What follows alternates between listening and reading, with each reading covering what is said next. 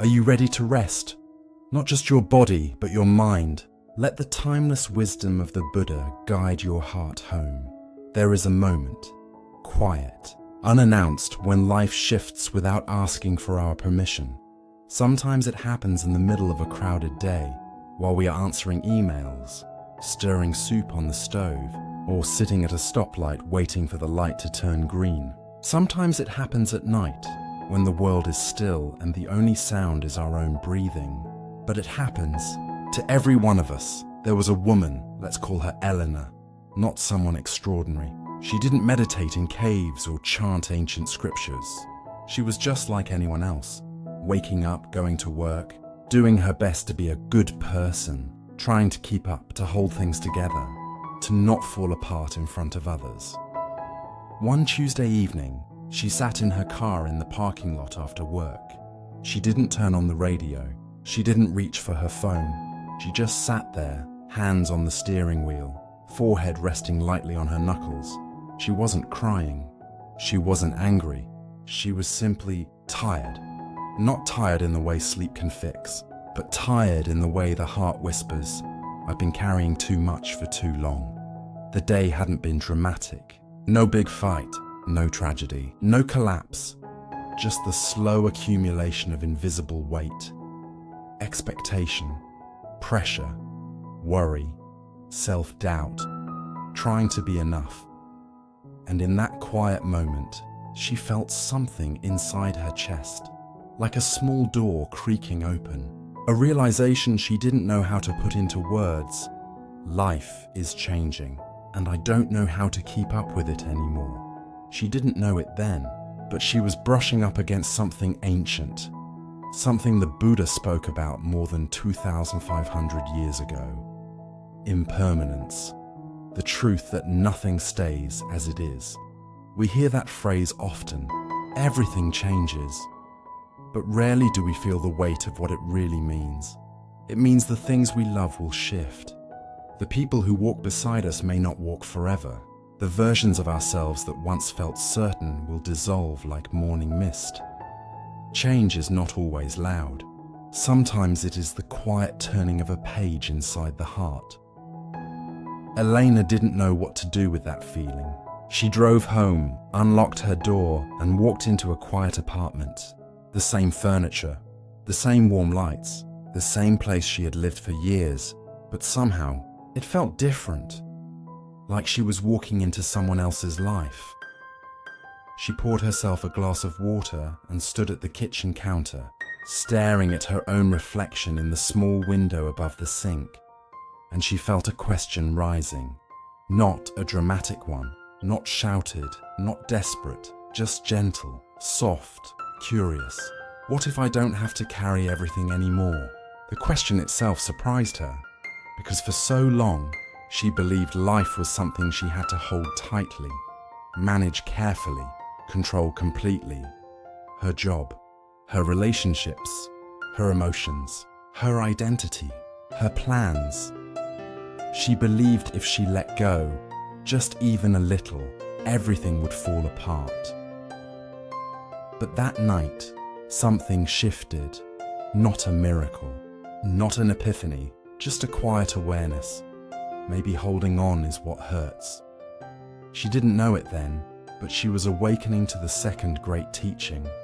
Attachment causes suffering. When we cling to what is already changing, we break our own hearts. In the days that followed, Eleanor began noticing the small ways she was holding on.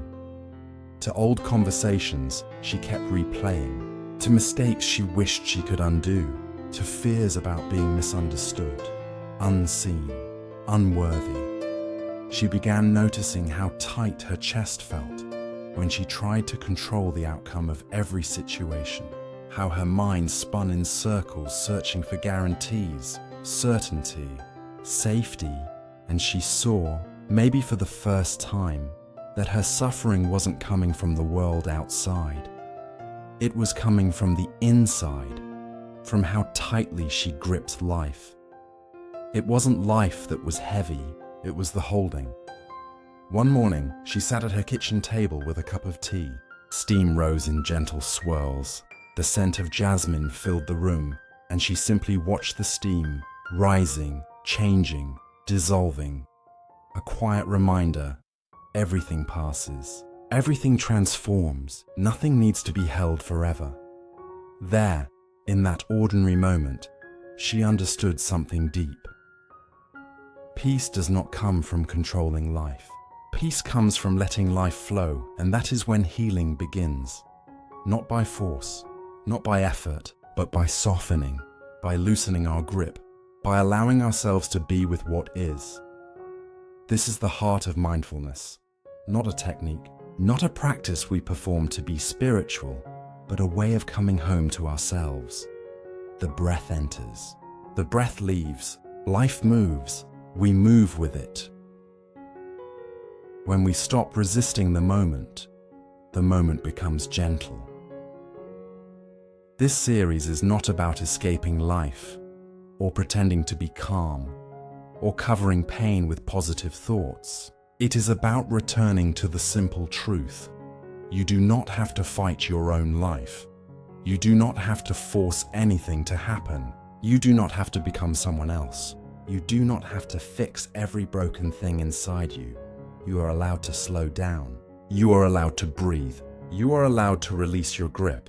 You are allowed to be human. Every moment you soften, your heart opens just a little more. And when the heart opens, even just the width of a breath, peace enters. Not dramatic peace, not fireworks, just quiet, steady, natural ease, like exhaling after holding your breath for years. So if you are listening to this now, maybe your life has been shifting quietly too. Maybe you have been carrying a weight that no one else can see. Maybe part of you is tired. Maybe part of you is ready. Not ready to give up, not ready to break, just ready to rest. To rest from trying so hard to hold everything together.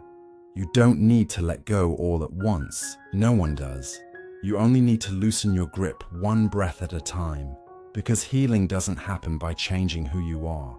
Healing happens when you become gentle with yourself. And now, softly, without rushing, without pressure, we continue.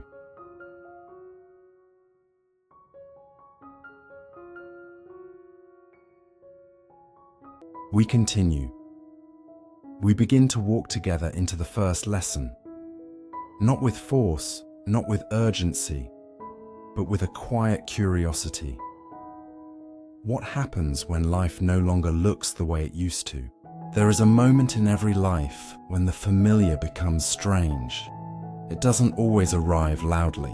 Sometimes it slips in quietly, almost politely, like a soft knock at the door of your heart.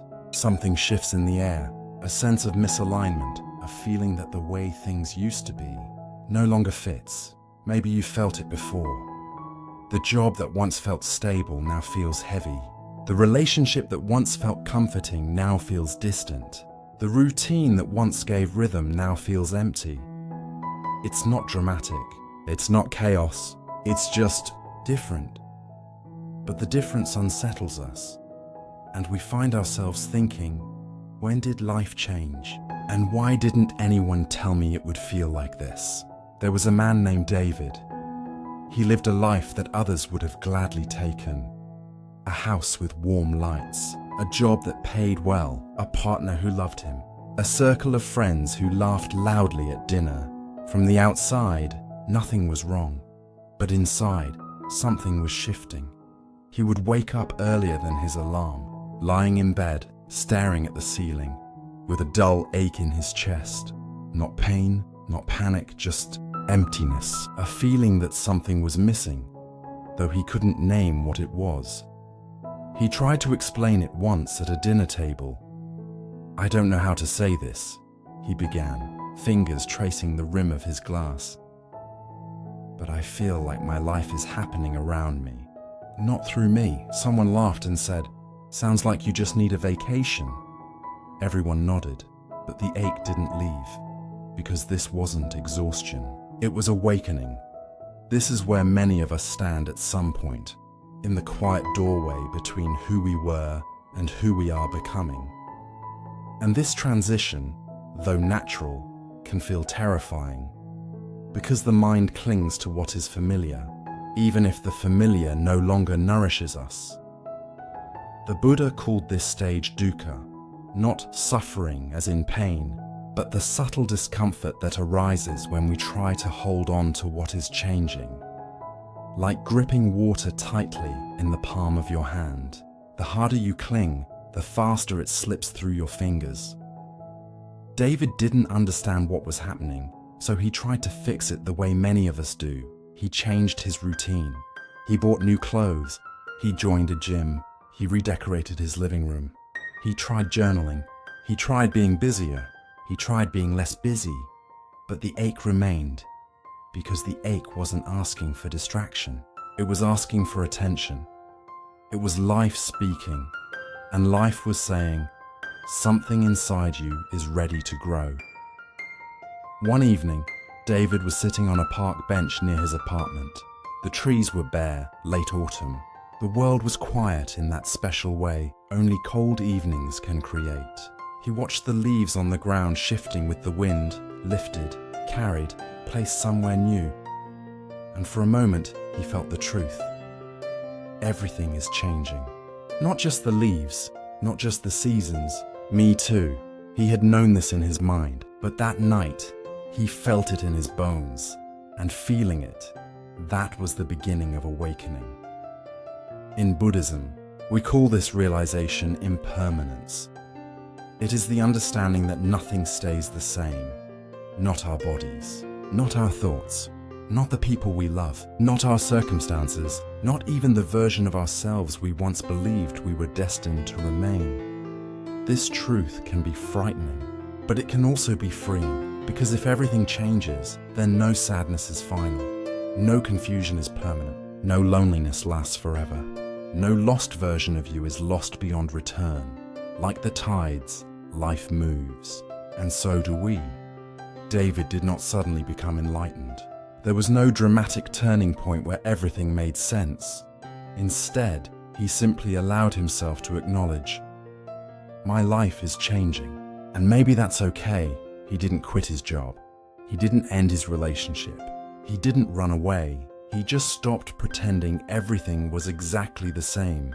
And that tiny act, honesty with oneself, opened a space inside him. A small, quiet space where breath could move again. When life no longer feels the same, our instinct is often to resist. We try to force things back into their old shape. We try to return to how we were before. We try to rewind the story, but the truth is simple. There is no returning. Not because we've lost something, but because we have grown. The version of ourselves who fit the old life is not the same one who stands here now, and that is not a loss. It is a beginning. There is a teaching from the Buddha that says, just as the snake sheds its skin, we must sometimes shed the stories we've outgrown. Not because the old story was wrong, but because we are ready for a new one. This shedding is gentle, slow, natural. It does not require force. It only requires presence, like watching the tide move in and out, like noticing your breath rise and fall, like feeling your heart open 1 millimeter at a time. So if your life feels unfamiliar right now, if you are standing in a space between what was and what will be, there is nothing wrong with you. You are not broken. You are not lost. You are simply becoming softer, becoming wiser, becoming truer. The ache you feel is not emptiness. It is space being made. Space for the next chapter. Space for the next self. Space for the life that is calling you quietly from within. A small practice you can try today, tonight, before you sleep. Sit somewhere quiet. Place your hand on your heart. Take one slow breath in, one slow breath out, and whisper to yourself, I am allowed to change. Say it again, softly, without convincing. Just truth, because you are. You always have been. Even when you forgot, life is not asking you to leap, or to know the answer, or to move quickly. It is only asking you to notice. Notice what feels heavy. Notice what feels like it belongs to a past version of you. Notice where life is quietly trying to guide you. This is the doorway to peace. And just like that, we begin to see that not everything we lose is a loss. Some things leave so we can breathe again. Now that we understand how change whispers into our lives, we can look deeper at what remains, the things that cannot be taken, burned, or washed away.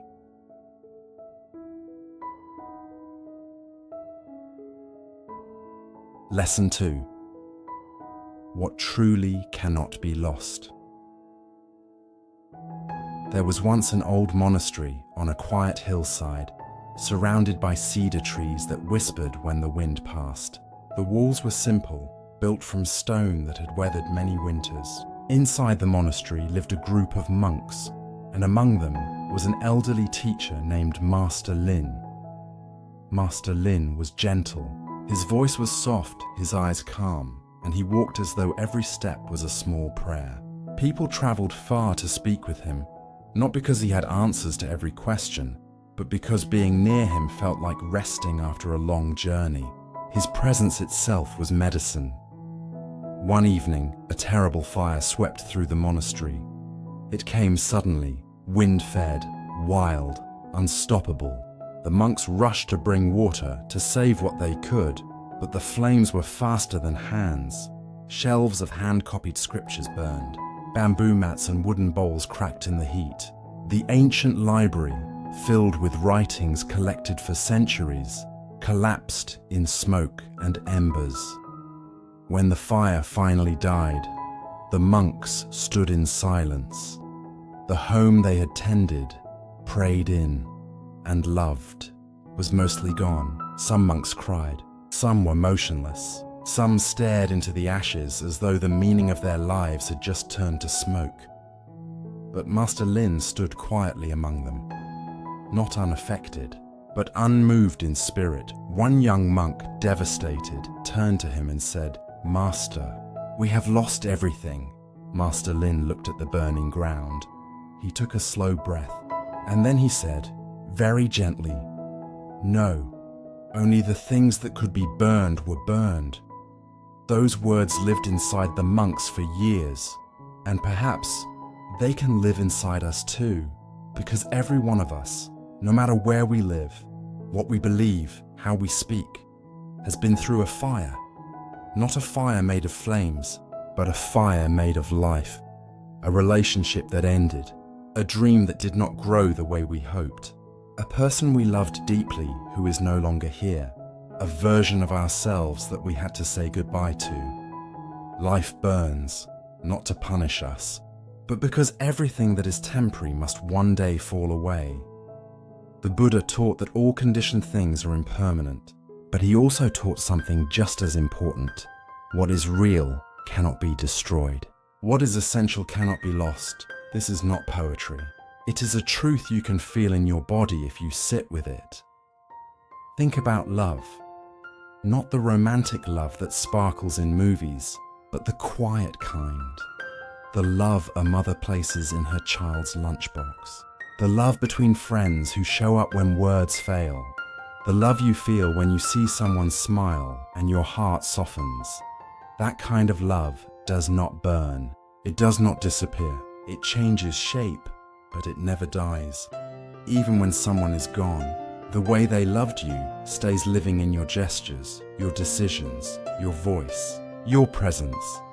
When you speak kindly to someone who is hurting, that is them in you, still alive, still here.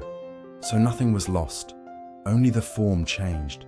This is impermanence, yes, but it is also continuity. It is interbeing, interconnection. Everything touches everything. Everything continues in a different form. Just like the flame that consumed the library became warmth and light, and then ash, and then soil, and then new grass in spring. Nothing ends. Everything transforms. But when we experience loss, our hearts do not see this immediately. We feel the absence, the empty space, the silence where a voice once was. And that is natural. Grief is not a mistake. grief is love's echo. Even the monks cried while standing in ashes. Even Master Lin felt the weight of the burned library. The difference was not that he felt less than the others. The difference was that he knew where to stand inside the feeling.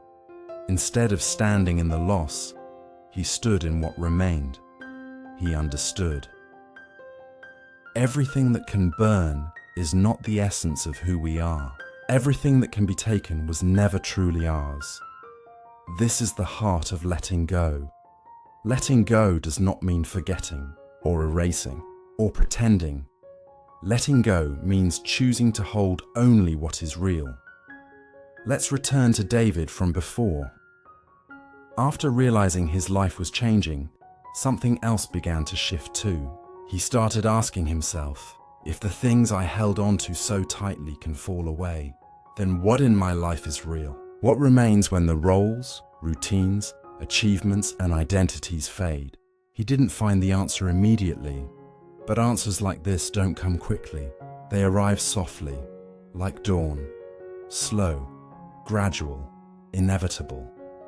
One morning, David sat in a cafe near his home. It was early, before the rush. The world was quiet. Someone nearby was humming. The coffee was warm in his hands, and he noticed something.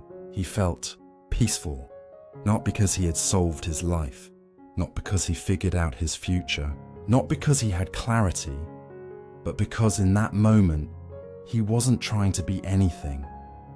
He was simply here, breathing, present, alive. Nothing dramatic, nothing extraordinary, but the peace was real, and that realness, that presence, that gentle awareness cannot be burned, because presence is not something you own, it is something you are. The Buddha called it the original mind, a mind that is naturally clear and spacious, before fear and worry cloud it. When we return to the present moment, even for one breath, we return to what cannot be destroyed. Another example, closer to everyday life. Imagine someone you loved deeply, perhaps a grandparent or friend, once held your hand when you cried. Years later, they may no longer be here, but the way your hand now instinctively reaches to comfort someone else, that is them, still living in you. Love changes form, but it does not vanish. Kindness changes form, but it does not end. When Master Lin said, "Only the things that can burn were burned," he was saying, the library was not the teachings, the building was not the home, the form was not the meaning, the appearance was not the essence, everything real remains. What does this mean for us? It means you are not your job, you are not your income, you are not your mistakes. You are not the version of yourself someone else remembers. You are not the past. You are the one who is learning, the one who continues, the one who can love again. What is essential cannot be burned. It cannot be taken. It cannot be undone. Your kindness is safe. Your sincerity is safe. Your capacity to love is safe. Your inner light is safe, even when everything around you changes. A small practice for today. If you can, sit somewhere quiet for just 1 minute. Place your hand gently on your chest. Feel the rise and fall of your breath. Don't try to change it, just notice it. Then whisper softly, "What matters cannot be lost," not as affirmation, not as performance, just as remembrance, because the truth does not need to be believed to remain true. When the monks rebuilt the monastery, they did not copy the old library exactly. They built something simpler, lighter, more open, and Master Lin said, "The fire taught us what to keep, not the walls, not the objects, but the intention, the compassion, the mindfulness, the presence, the things that do not burn." And perhaps your life too has been teaching you what to keep. Not everything that leaves is a tragedy. Some losses are gentle guidance. Some endings are beginnings in disguise. Now that we understand what remains when life burns away what is temporary, we can begin to look at something deeper, the difference between knowing and truly understanding. Because having wisdom stored in the mind is one thing. Living that wisdom in the body, the breath, the heart, that is another entirely.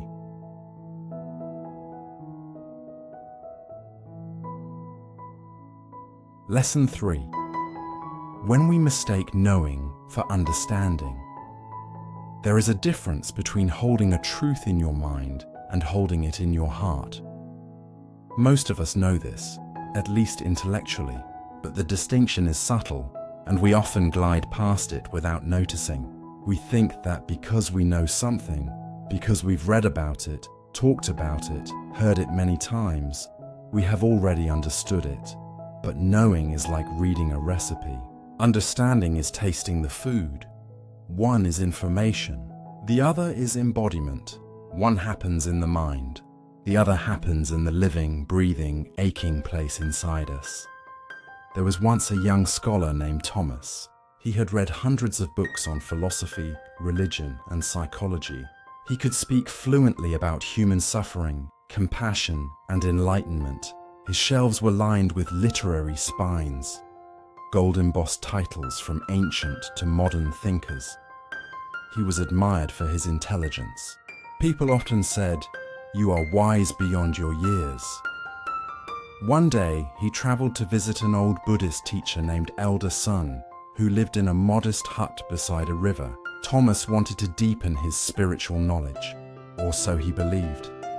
As soon as he arrived, he began to speak, eagerly, confidently, passionately.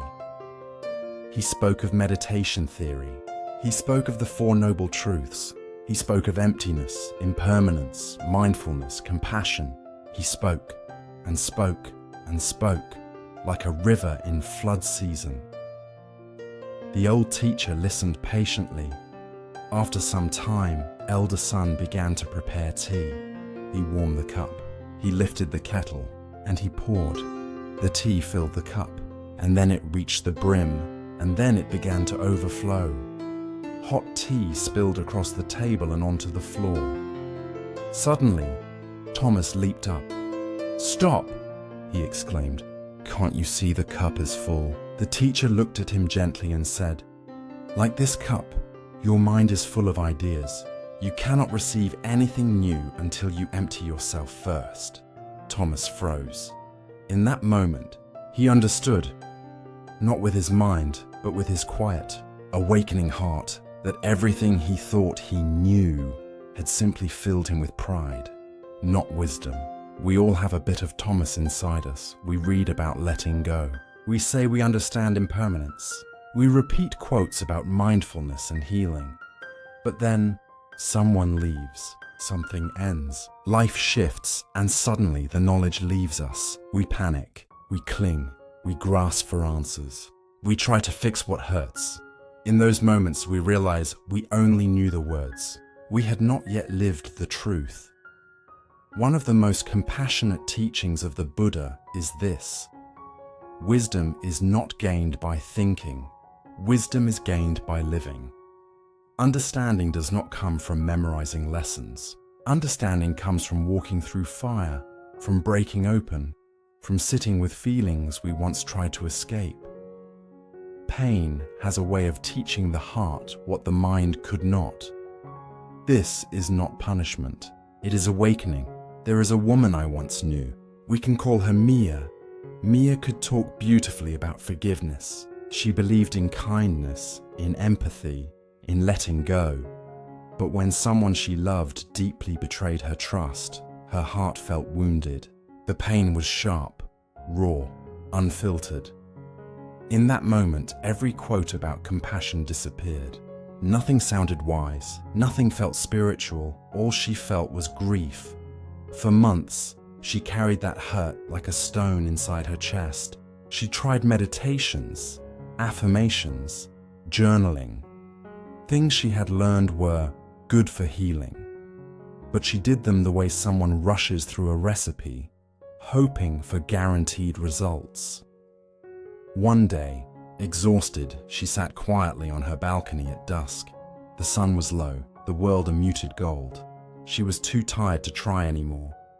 And in that softness, without force or intention, she saw something clearly. The betrayal hurt not because someone failed her, but because she had loved sincerely, and the love itself was not wrong. It was beautiful. The pain was not proof of her weakness. It was proof of her capacity to feel deeply. And in that realization, something loosened in her chest. Not because she decided to forgive, but because forgiveness had already begun. This was not knowledge. This was understanding, the kind that comes only when the heart is ready. In Buddhism, this movement from knowing to understanding is called living wisdom. It is gentle. It cannot be forced. It arrives when the mind becomes quiet enough to feel what is real. Understanding is like a flower. It blooms when the conditions are right. You cannot yank a flower open. It blooms when it is time. Why then do we cling so tightly to knowledge? Because knowledge feels safe. It is neat, predictable, manageable. Understanding is different. Understanding requires vulnerability. It requires presence. It asks us to sit with our wounds instead of trying to think our way out. Understanding is not about controlling life. It is about allowing life to touch us, and that can feel frightening. But once we allow it, once we soften, the heart opens like a window letting in warm light after a long winter. A simple example you can read about: mindfulness, breathing, being present. But the first time you take a slow breath during a moment of anxiety and your heartbeat steadies, that is understanding. You can read about letting go, acceptance, non-attachment. But the day you release something you once clung to and your chest feels lighter than you expected, that is understanding. Understanding is always felt, never forced, never memorized. A small practice for today: sit with one feeling you normally try to avoid, just for 1 minute. Not to fix it, not to explain it, not to make it go away, just to be with it. Place your hand on your heart, breathe slowly, and say to yourself, I am here with you. This is understanding, not changing the feeling, but meeting it. When Thomas returned home from the monastery, he did not burn his books. He did not reject study. He did not leave the world. He simply began to listen, to pause before speaking, to feel before reacting, to notice before assuming. His knowledge did not disappear. It softened. It became spacious. It began to breathe. And in that spaciousness, understanding grew. So if you feel yourself in a place where you know what to do, but cannot yet live it, be gentle. You are not failing. You are unfolding. The seed does not bloom the day it is planted. The heart does not open the day it learns the lessons. Healing is not a switch. It is a slow, patient return to yourself. Understanding comes when the heart is safe enough to receive it. And slowly, quietly, tenderly, you are creating that safety now. Now that the difference between knowing and understanding is clear, we can move deeper into a truth that lives in the very structure of the world itself, the beauty of imperfection. Not as a concept, but as a way of seeing the world, ourselves, and others with gentleness.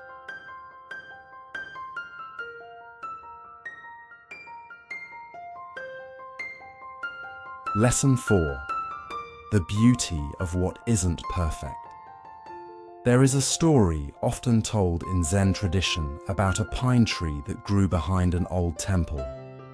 It wasn't tall or straight like the pine trees we see in paintings. Its trunk curved sharply in one direction, then another, almost like a question mark written into the earth itself. Its branches were uneven. Some leaves were bright and full, others sparse. Visitors who came to the temple would often look at it and whisper, "What a strange tree. Why did it grow like that? How unfortunate." One afternoon, a traveler who was passing through stopped beside the tree. He tilted his head and observed it carefully, noticing the twist in the trunk and the bend in the branches. He turned to the monk sweeping nearby and said, "This tree is deformed. Why don't you cut it down and plant a straighter one?"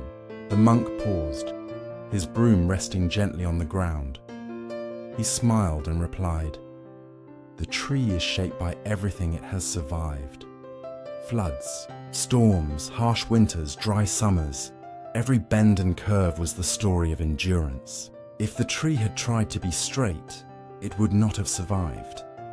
The monk continued, "And because of the way it has grown, it now offers shade in a place no other tree could." The traveler became quiet. The tree was not beautiful despite its shape. It was beautiful because of it. We live in a world obsessed with symmetry and performance, a world that teaches us to appear polished, a world where we are told again and again, fix yourself, improve yourself, be better, be more. Your smile should be brighter. Your body should be thinner or stronger. Your work should be more impressive. Your emotions should be neat, not messy. Straighten the trunk, trim the leaves, erase the scars.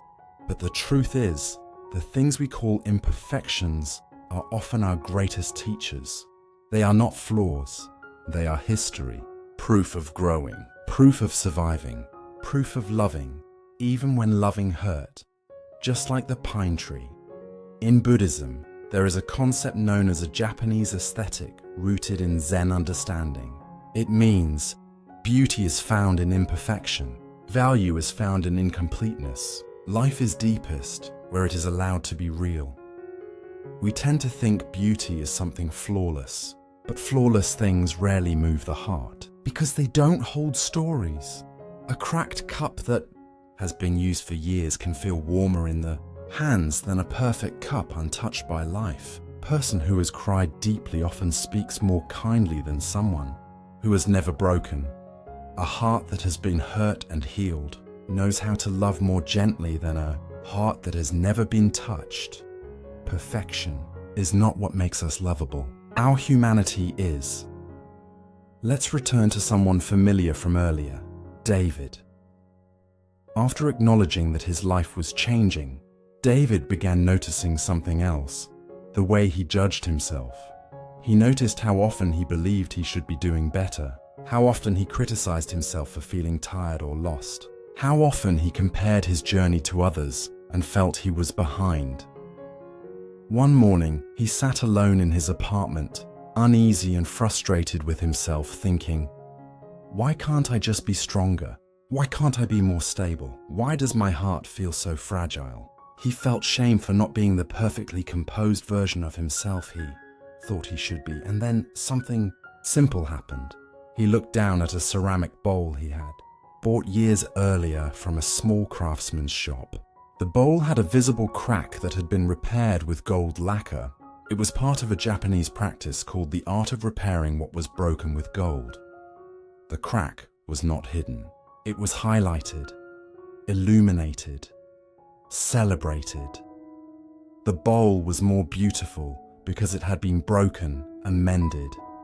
And in that moment, David finally saw himself clearly. He was not broken. He was becoming just like the bowl. The places inside him that hurt were not failures. They were openings, places where compassion was slowly being poured in. The Buddha once said, "In this body and mind, there is the capacity to awaken. Not after we become perfect, not after our grief disappears, not after our doubts resolve, but in the very heart of our flawed, ordinary, complicated selves." Awakening does not require perfection. Awakening is the gentle recognition that I am already enough, even as I grow, even as I heal, even as I struggle. Let's bring this closer. Think of someone you deeply love, not because they're perfect, but because of the ways they are beautifully human. Maybe they laugh too loudly. Maybe they cry easily. Maybe they can't tell a story without getting emotional. And you love them for it. You love them not for being flawless, but for being alive. Now imagine if you allowed yourself to be loved in the same way.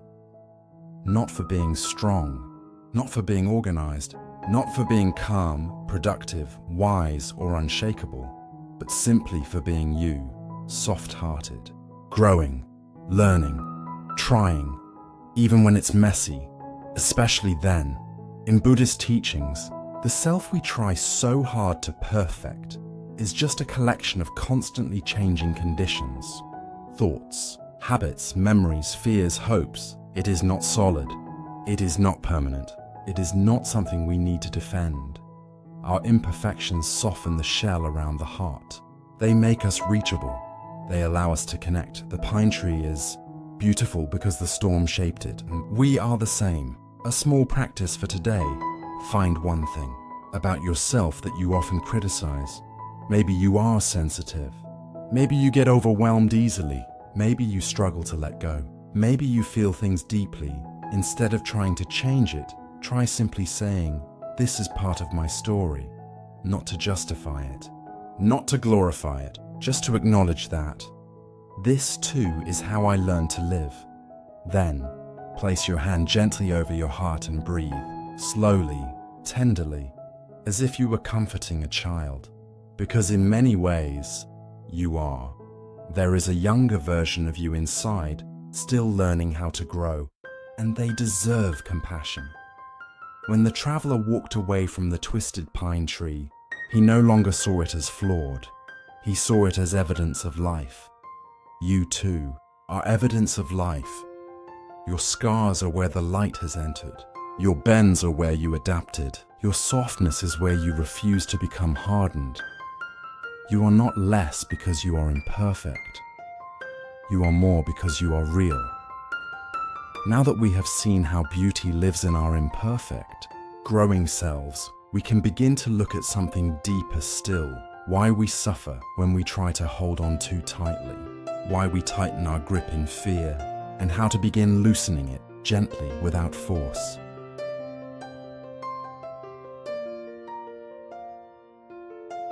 Lesson 5. Why we try to control everything. There is a moment many of us know well. It usually happens late at night when the world is quiet. You're lying in bed, eyes open in the dark. The day is over, yet your mind is wide awake. You replay conversations. You imagine different outcomes. You plan for tomorrow and next week and 5 years from now. Your breath is shallow. Your chest feels tight. Your thoughts are busy, even though your body is still. It feels like if you stop thinking, everything will fall apart. If you relax, something will go wrong. If you loosen your grip, life will slip out of your hands. And the thought behind all of this is simple. I have to control everything. Maybe you felt this. Most of us have. There was a woman named Claire. She lived with a careful heart. Every detail of her life was planned. Her schedule, her conversations, her future. She believed that if she could just manage all the moving parts, if she could anticipate every possibility, every outcome, then she would finally feel safe. But the more she tried to control, the more tense she became. She never rested fully, never breathed deeply, never stopped scanning for what might go wrong. Control was not protecting her. It was exhausting her, and one day, something small happened that broke her open. Her favorite mug, simple, ceramic, sky blue, used every morning for tea, slipped from her hand and shattered on the kitchen floor.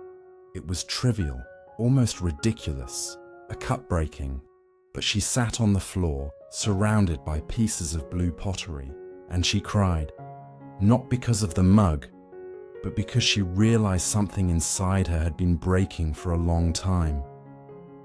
The mug was just the moment it became visible. Buddhist teachings say, we cling because we are afraid, not afraid of the world, but afraid of our own vulnerability within it. We want to control because we fear uncertainty. We fear change. We fear loss. We fear the unknown. We want life to guarantee us something, love that will not leave, health that will not fail, a future that will not collapse. But life cannot promise these things.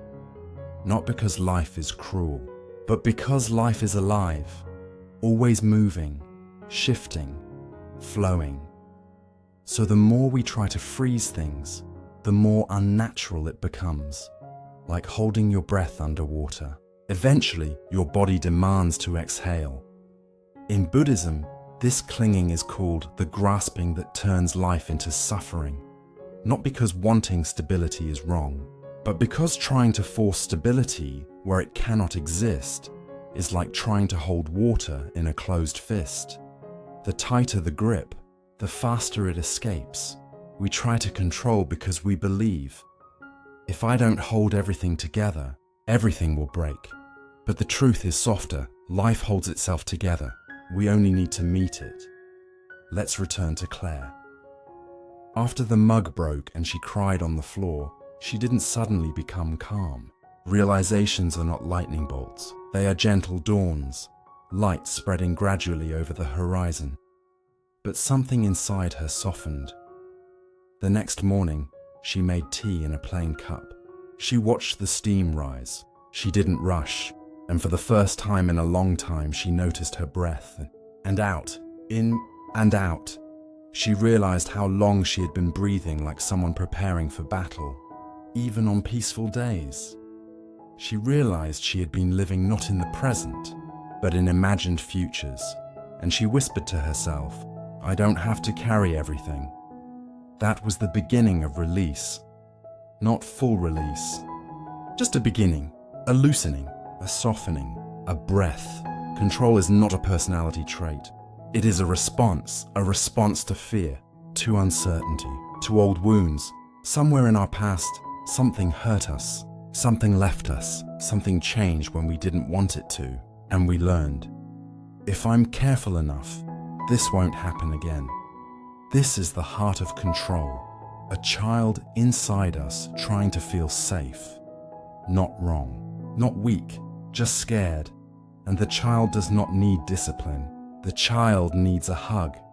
The Buddha taught that nothing in this world can be truly held. Not possessions, not relationships, not identities, not even our own bodies. Everything is in motion.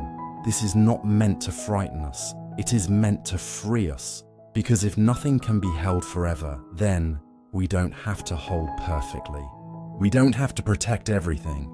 We don't have to be in control every moment. Life does not ask us to grip. Life asks us to flow. Like the river that moves around stones. Like clouds that change shape and move on. Like breath always arriving, always leaving, always returning. There is a story of a teacher pouring tea for a student, one we touched earlier, but now we look deeper. The student keeps talking about what he thinks awakening is. The teacher keeps pouring. The cup overflow AS. The student says, "Stop, the cup is full." The teacher replies, "So is your mind." This story is usually told to teach humility. But look again. The student wasn't arrogant. He was scared. He believed that filling himself with knowledge would give him control over life, over suffering, over pain. But the teacher showed him, you cannot control the ocean by memorizing its waves. You can only learn to float a gentle truth. The parts of your life you are gripping the tightest are the parts where you feel most afraid. Not because the situation is wrong, but because your heart is asking for safety. And safety does not come from controlling life. Safety comes from being present with yourself, no matter what life brings. When the heart feels safe, it no longer needs to grip. It can soften.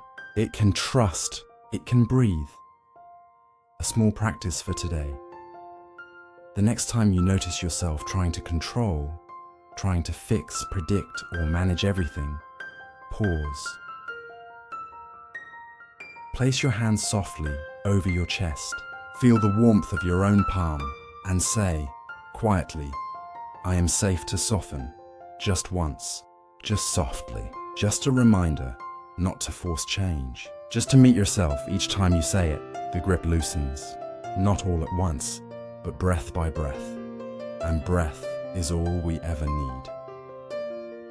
When Claire began practicing this, she didn't become a different person. She didn't lose her structure or her clarity. She didn't become passive or careless. She simply learned to let life help her. She learned that.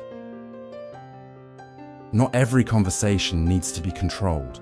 Not every outcome needs to be predicted. Not every unknown is a threat. Not every ending is a failure. She learned to let things be what they are. And life in return became softer. Not because life changed, but because she did. Now that we understand why we cling and how softening begins, we are ready to open into a deeper truth. Not everything that feels like loss is truly loss. Sometimes, what looks like breaking is actually becoming.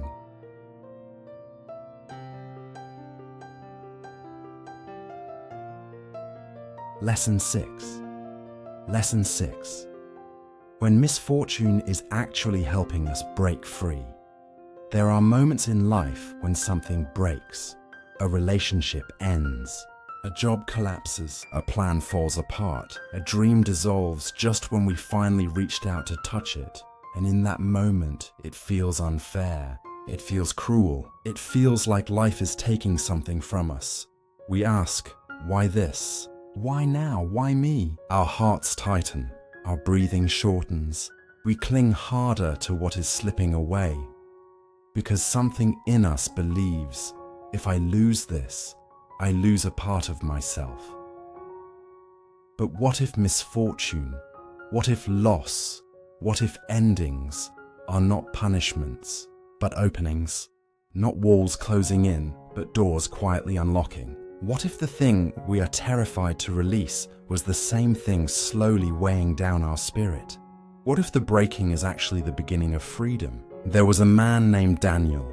He had worked at the same company for 12 years. He was steady, responsible, admired by his co-workers.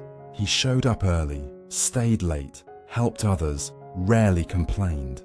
His job became his identity. His routine became his sense of safety.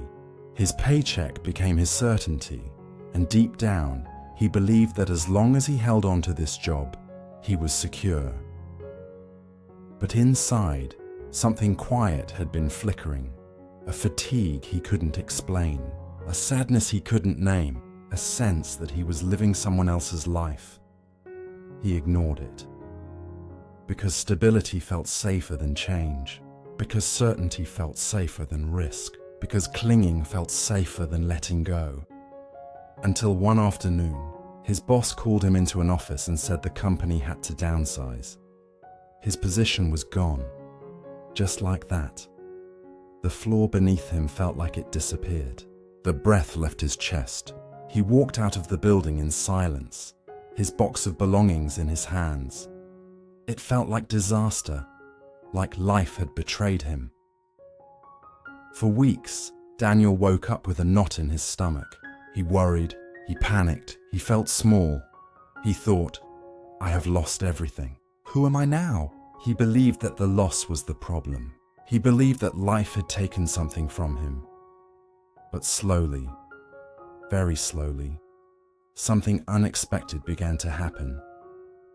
For the first time in 12 years, he rested. He walked without rushing. He sat in silence without emails demanding response.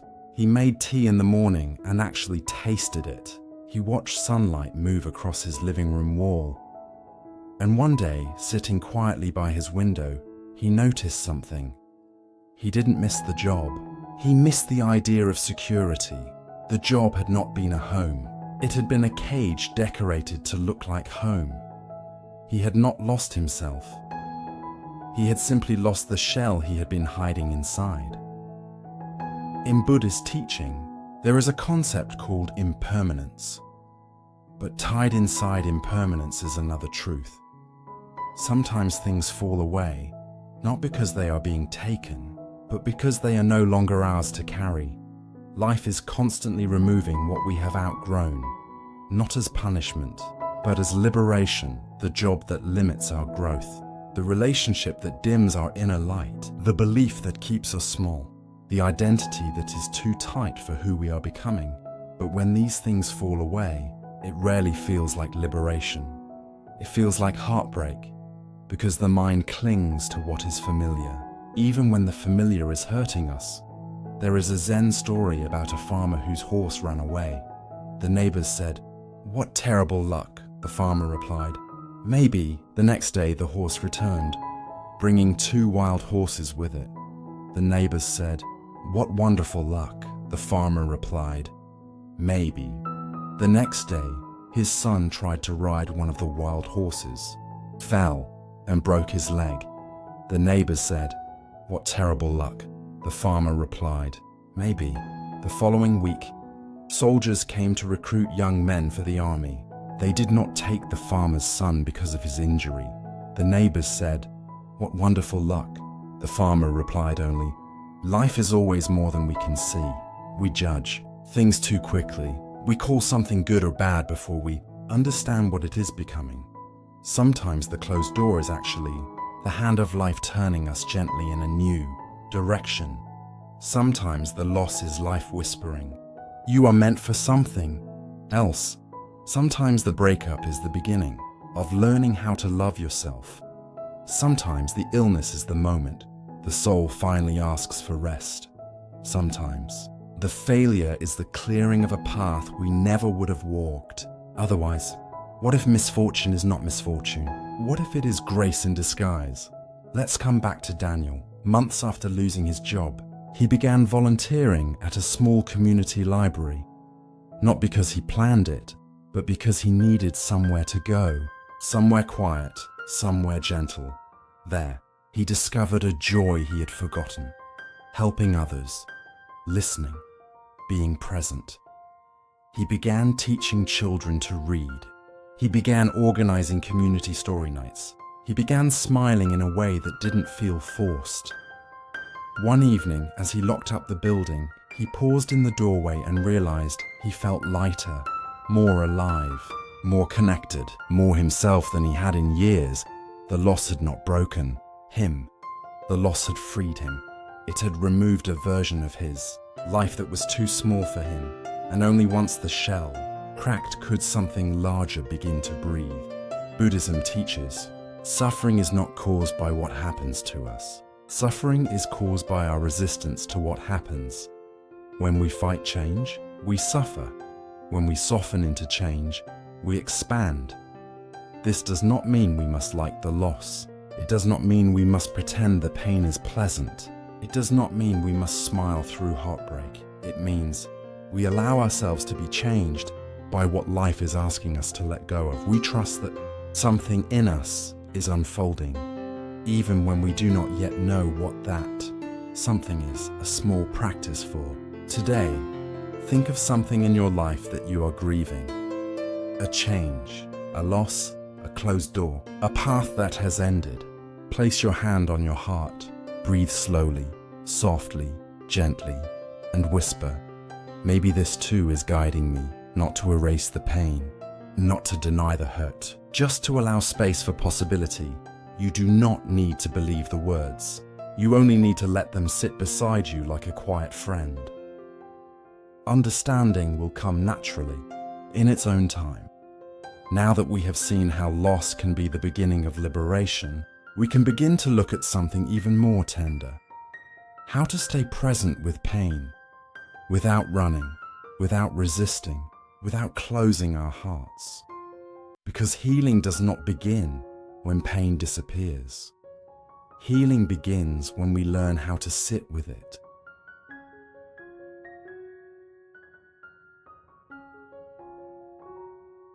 Lesson 7. Pain does not need to be healed immediately. There is a quiet misunderstanding many of us carry. We believe that the moment we feel pain, we must fix it. We must understand it. We must solve it. We must turn it into meaning. We must get over it, move on, rise above, or heal quickly. We treat pain like a fire alarm, something dangerous that must be silenced as fast as possible. But pain is not a mistake. Pain is not a failure. Pain is not a sign that something has gone wrong. Pain is a visitor, one that arrives with a message, and the message cannot be heard if we keep trying to chase it out of the room. There was a young woman named Ava.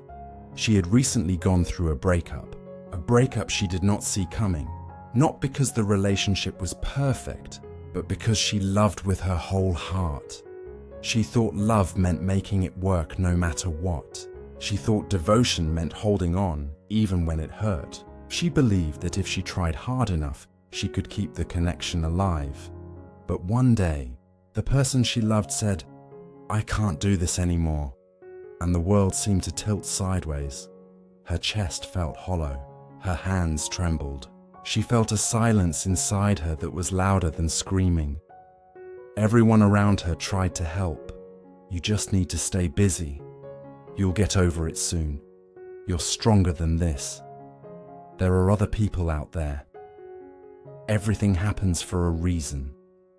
Their words were meant to comfort her, but every suggestion felt like someone trying to sweep her pain away before she had a chance to understand it.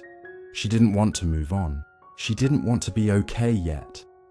She just wanted to feel, but she didn't know if she was allowed to. In Buddhism, there is a profound teaching about suffering. Suffering is not the enemy. Our resistance to suffering is what causes pain to multiply. Meaning, when a difficult emotion arises, grief, loneliness, heartbreak, confusion, the emotion itself is not the problem. The problem arises when we add, "I shouldn't feel this. I need to get rid of this. I must fix this immediately. This means something is wrong with me." We suffer not because of the feeling, but because of the story we attach to it. Pain is like a guest knocking on the door.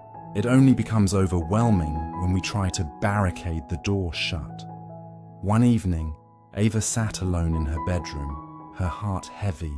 She had tried everything to escape the ache: walks, music, distraction, advice, silence, prayer, work, crying. Nothing worked, not because she was doing something wrong, but because she was trying to escape something that actually needed to be felt. So she stopped. She sat on the edge of her bed. She placed her hand on her chest, and she whispered to her pain, "You can stay." She did not try to analyze the feeling. She did not try to understand it.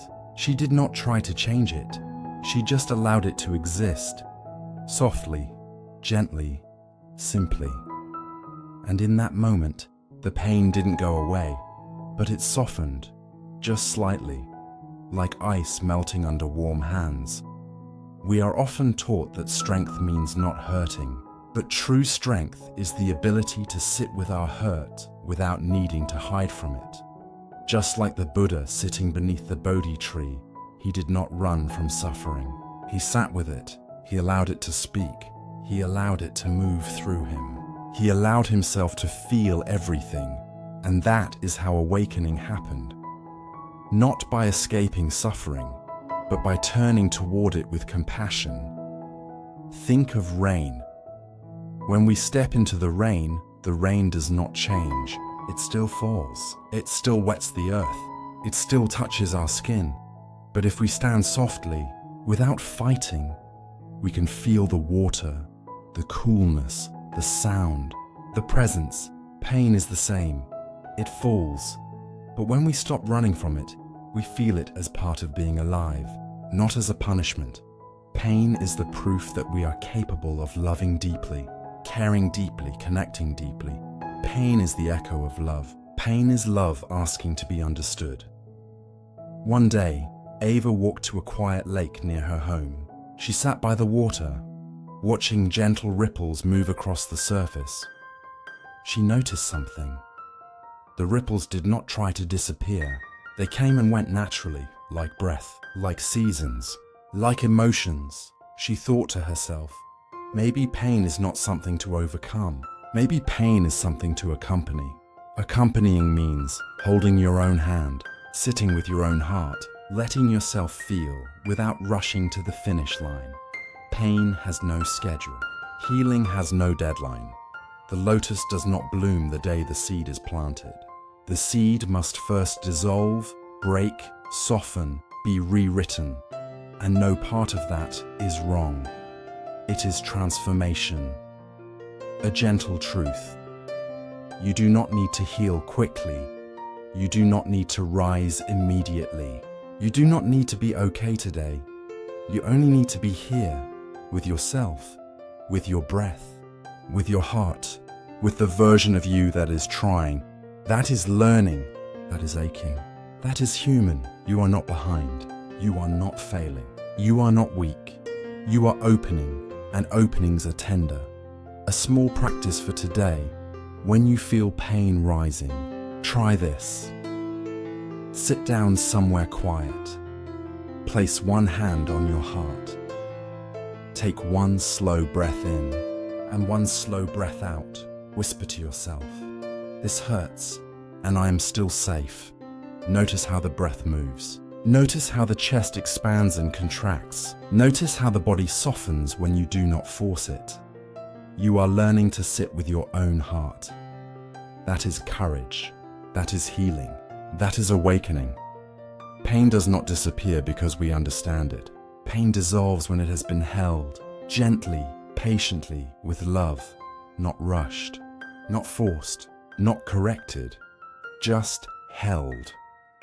Now that we have learned how to sit with pain instead of running from it, we begin naturally to open into the next doorway. What happens when we meet others who are in pain too? How do we hold their suffering without becoming overwhelmed or closing down? This is where compassion begins to deepen into understanding and love becomes something steady and real.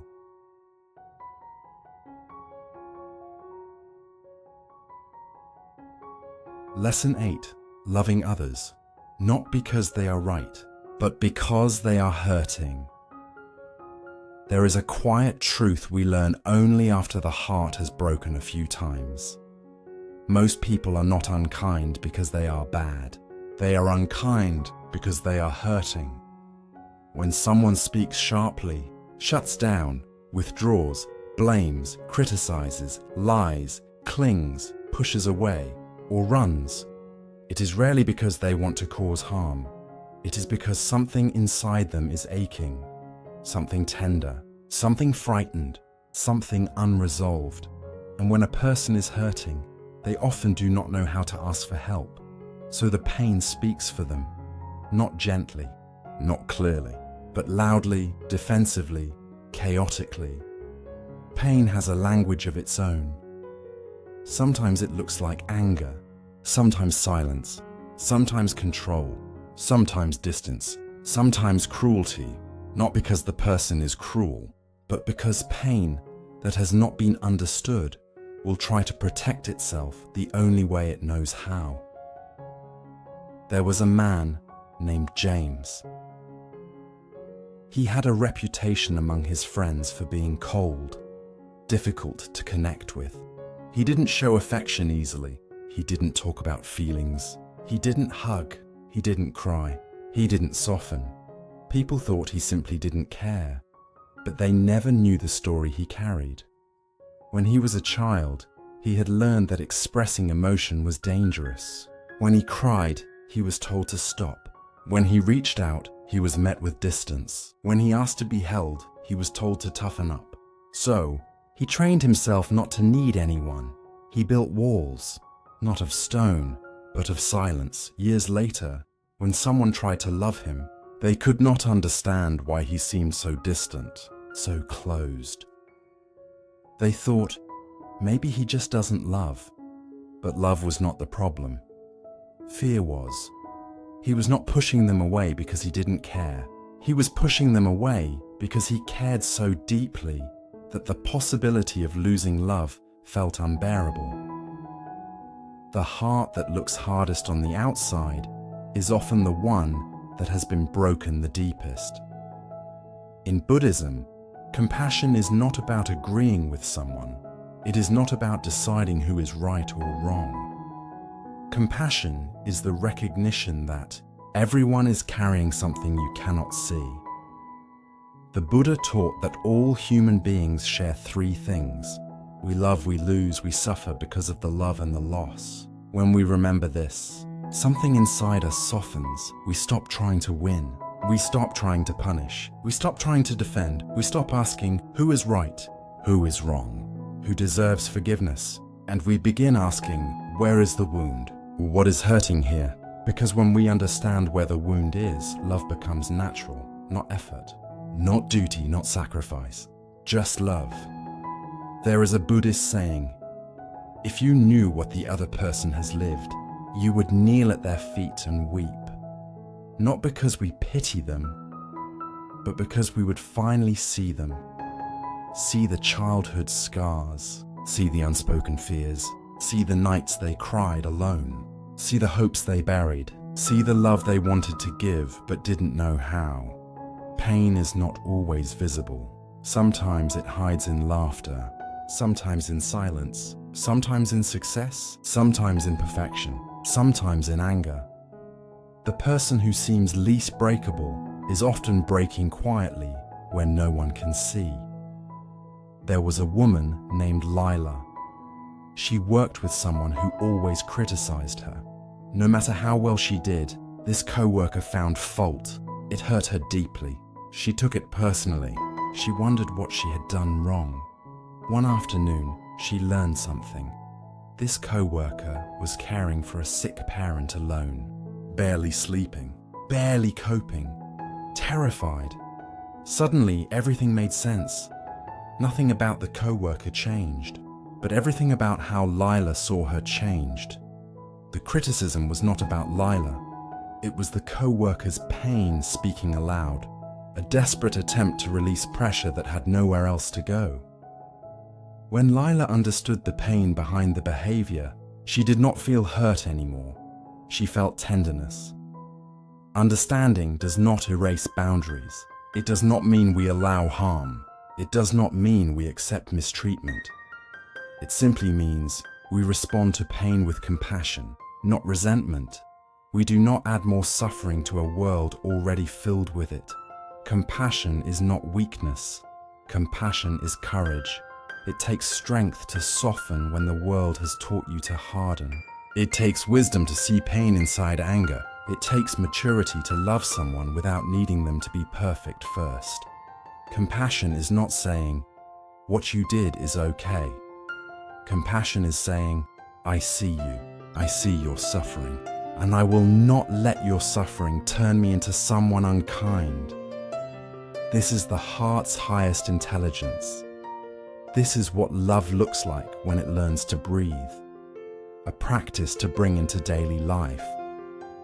The next time someone's words sting, the next time someone reacts instead of responds, the next time someone shuts down, lashes out, or withdraws, pause, breathe, and ask, silently within your heart, what pain is speaking right now?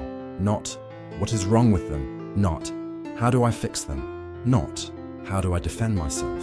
Just, where is the wound? When we ask this, something extraordinary happens. We stop reacting. We start seeing.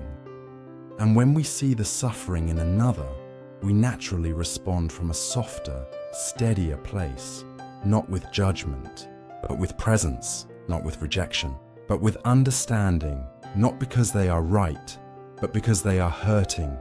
Compassion is not something we force. It grows naturally when we understand suffering, our own and others. When we learn to sit with our own pain, as we explored in the previous section, our heart gains the strength to sit with the pain of others. This is where love matures. This is where empathy deepens. This is where relationships heal, not by fixing, not by rescuing, not by controlling, by simply being with a soft heart and a steady presence. Now that we have opened the heart to compassion for others, we are ready to explore something even more intimate. How do we offer that same compassion to ourselves? Because loving others is only half the path. The other half is learning to love the one who is living inside our own skin.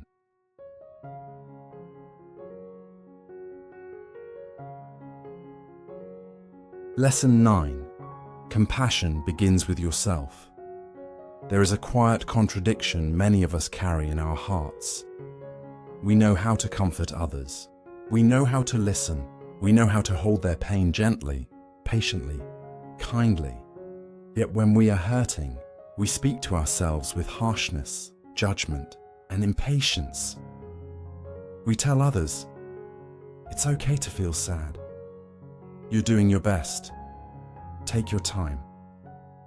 You don't have to be perfect." But to ourselves, we say, "You should be over this by now. Why are you still struggling? You're not good enough. You need to be stronger." We offer compassion outward. We offer criticism inward. And so the heart grows tired, not from life, but from the way we treat ourselves.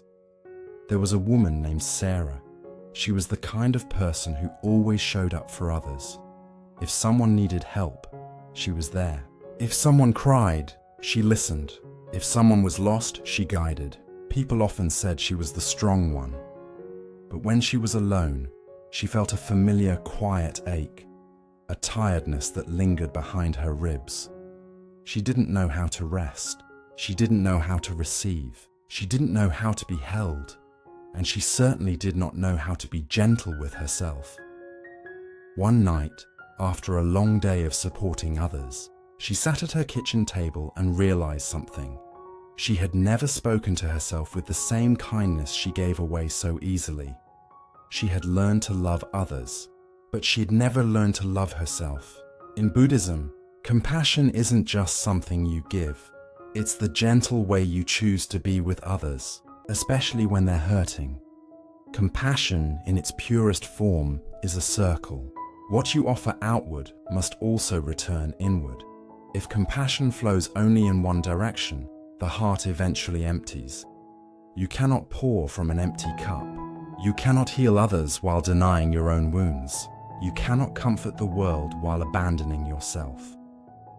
The Buddha taught, to love others, you must first learn to love yourself, not in a selfish way, not in an ego-centered way, but in a way that recognizes you too are a being who suffers. You too deserve care. You too deserve gentleness. So often our pain deepens, not because the pain itself is unbearable, but because we feel alone inside it. Self-compassion is how we remind ourselves, I am here, I am with you, I will not abandon you. One morning, Sarah visited a small Buddhist meditation center near her home. The monk leading the gathering spoke very little. His voice was calm, steady, unhurried. He said, "Most of you are kind. You know how to care, but you do not know how to care for yourselves, and so your kindness becomes heavy." He placed his hand on his own heart, gently. True compassion begins here. The room was silent, the kind of silence that feels like the air is listening. The monk continued, "When a child cries, you do not say, 'Stop, you should be stronger.' You pick them up, you hold them close. You whisper, 'I'm here, you're safe.' Your heart already knows how to do this. You must learn to do this for yourself." Sarah felt warmth rise behind her eyes. Something inside her recognized the truth before her mind understood it. She had been abandoning herself every time she struggled. Self-compassion is not indulgence. It is not laziness. It is not selfishness. Self-compassion is a form of wisdom. Because when we soften toward ourselves, we stop fighting our own experience. And when we stop fighting, something shifts. The tension in the chest loosens. The breath deepens. The heart begins to thaw, not all at once, not dramatically, but naturally, like winter melting into spring. There is a story in Buddhism of a traveler who carries a heavy sack across miles of desert. At some point, the bag becomes heavier than his own body. He keeps walking, sweating, struggling, exhausted. Someone asks him, "Why don't you put the bag down?" The traveler replies, "I have been carrying it for so long, I forgot I could." This is how many of us live. We carry blame that isn't ours. We carry expectations that suffocate us. We carry old wounds we never allowed to heal. We carry standards of perfection that no human could meet. And we forget we are allowed to rest. We are allowed to be human. We are allowed to lay down the weight. Self-compassion is the moment we choose to put down the bag. One evening, Sarah tried something new. Instead of pushing her feelings aside, she sat with them. She placed her hand on her chest, like the monk had shown. She whispered, "I'm here." And it surprised her how much her heart responded. It was as if a small child inside her had been waiting for years to hear those words. There were tears, not dramatic, not loud but soft and warm. They were not tears of despair, they were tears of relief. The kind that come when the heart finally feels safe to speak. A simple practice for self-compassion. When you feel overwhelmed, burdened, lonely, or not enough, sit somewhere quiet. Place your hand over your heart.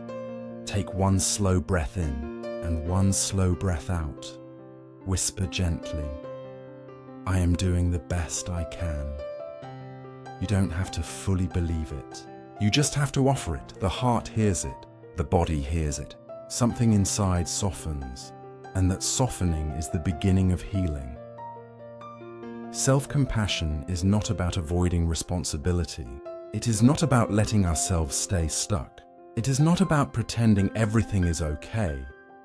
It is about being present with ourselves exactly as we are, so that healing can unfold naturally. When we meet our own suffering with kindness, we stop abandoning ourselves in the moments we need ourselves most. And when we stop abandoning ourselves, life becomes less frightening. We walk more gently, we speak more softly, we breathe more deeply. We become a refuge for ourselves and for others. This is the kind of compassion that changes the world. Not the compassion that tries to fix everything. Not the compassion that tries to save everyone. Not the compassion that burns us out. But the compassion that begins within. Compassion that rises from a heart that knows, I deserve the same tenderness I offer others. I am worthy of care. I am allowed to rest. This is how we return home to ourselves, and when we return home to ourselves, we discover a beautiful truth. We no longer chase love. We no longer fear loss. We no longer cling to approval, because we have learned to love ourselves gently, fully, and without condition. Now that we have learned to hold our own hearts with compassion, we begin to understand something even deeper. The world outside us is not separate from the world within. How we see others depends on how we see ourselves. How we love others depends on how we love ourselves. How we live depends on how we meet our own life.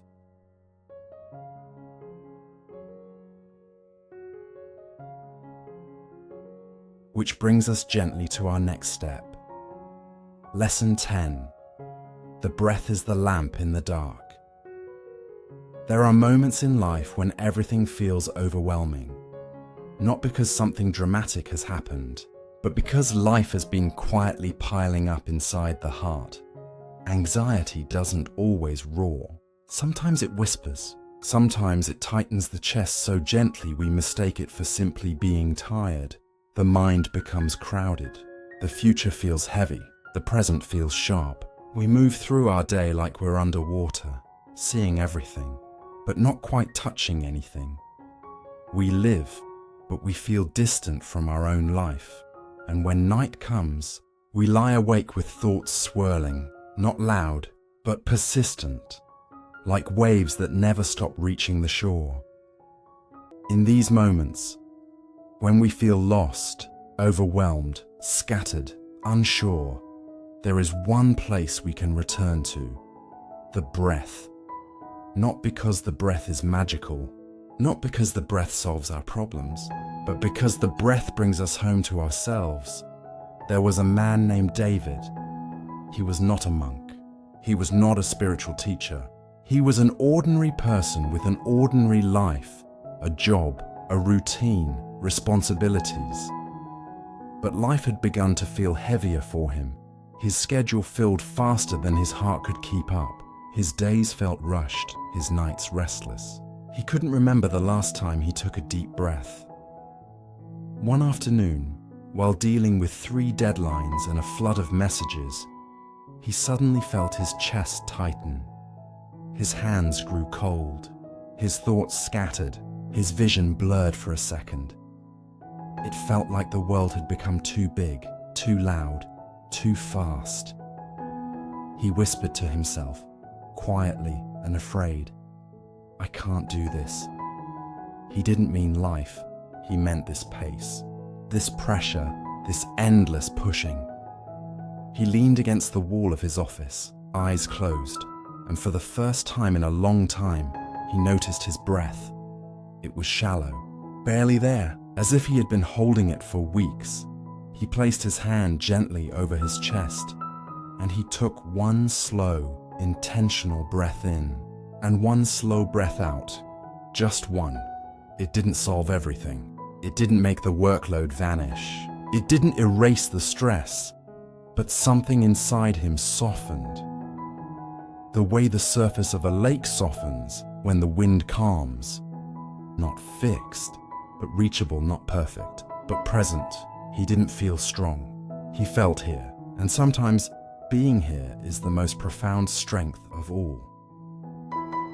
The Buddha taught that the breath is the bridge between the body and the mind. The mind is like a bird, always flying ahead, always returning to the past, always searching for something to cling to.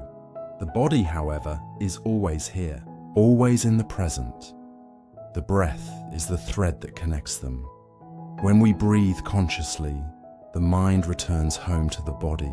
The scattered pieces of our awareness gather into one place. We remember, we are alive. We are here. We are not lost. We do not breathe to escape our suffering. We breathe so we can be present enough to understand it. In Buddhism, mindfulness of breathing is a core practice, but it isn't a special technique just for monks in monasteries. It's something anyone can do, anywhere, at any moment.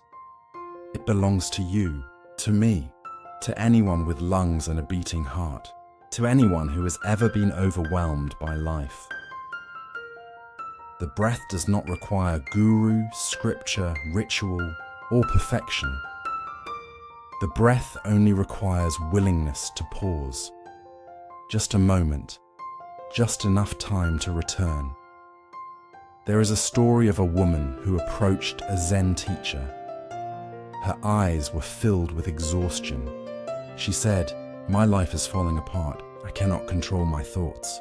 I am anxious every day. People keep telling me to meditate, but meditation feels impossible when I'm like this." The teacher listened quietly. Then he poured a cup of tea. He handed it to her and said, "Before drinking, take one breath, fully, in and out." She did. Then he said, "That was meditation."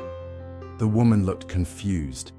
He continued, "You are not asked to calm the whole storm. You are only asked to find one moment where you remember the sky. One breath is enough to begin."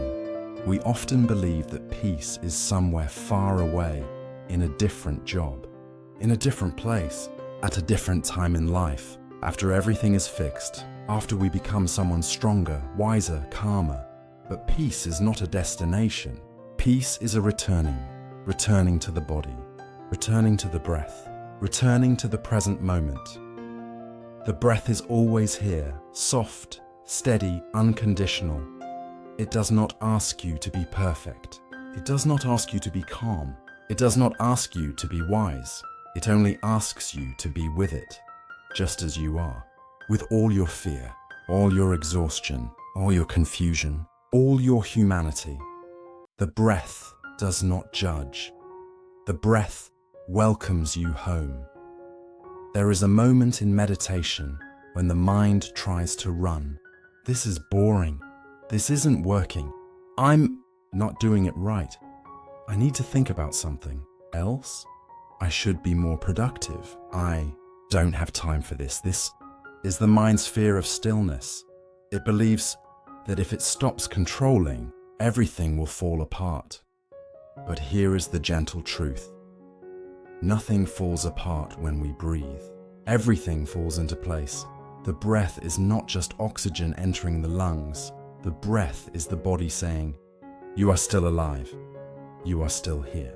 You still have this moment." And this moment is enough. One evening, David sat quietly in his room, no music, no noise, no phone, just breath. He inhaled slowly, feeling his chest rise. He exhaled softly, feeling his shoulders release. And in the stillness, one simple realization came to him. He had been living outside himself for years, in expectations, in plans, in fears, in pressures, in imagined futures and unfinished pasts. And the breath brought him home, not to a place, but to himself. He didn't become suddenly wise. He didn't become perfectly calm, but he felt present. And presence is the beginning of peace.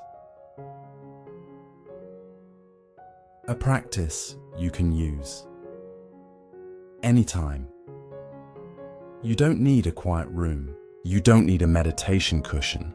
You don't need to close your eyes. You only need one breath. Just one. Try this. Breathe in through your nose slowly for 4 seconds.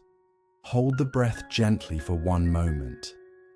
Exhale through your mouth slowly, like releasing tension. Place your hand on your chest and feel the warmth of your own presence. As you breathe, whisper inside, "I am here," not as a mantra to force calm, but as an invitation to return to yourself. Do this once, or twice, or 3 times. The breath will do the rest. The breath is not a cure for life. It does not erase pain. It does not prevent loss. It does not shield us from change. But the breath does something even more powerful. It gives us the strength to stay present through everything. The breath is the lamp we carry through the dark. It does not make the darkness disappear, but it gives us the light to see our way through. With breath, we walk gently. With breath, we respond instead of react. With breath, we become steady in our softness. The breath is how we remember. We do not have to run. We do not have to escape. We do not have to fear our own hearts. We only need to be here, just here.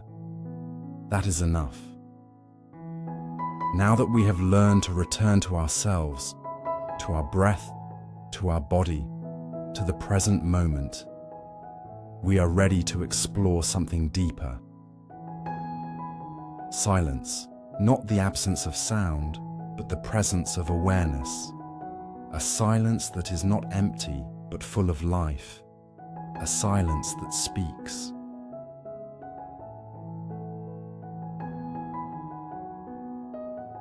Lesson 11. When the mind wants to run. There is a moment we all recognize.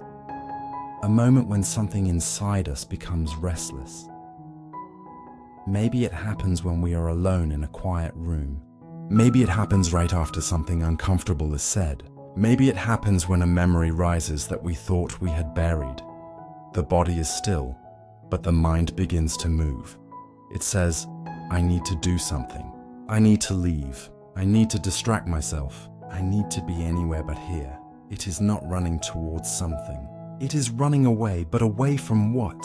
Not from the world, not from other people, not from circumstances. The mind is running from itself. There was a young man named Ethan.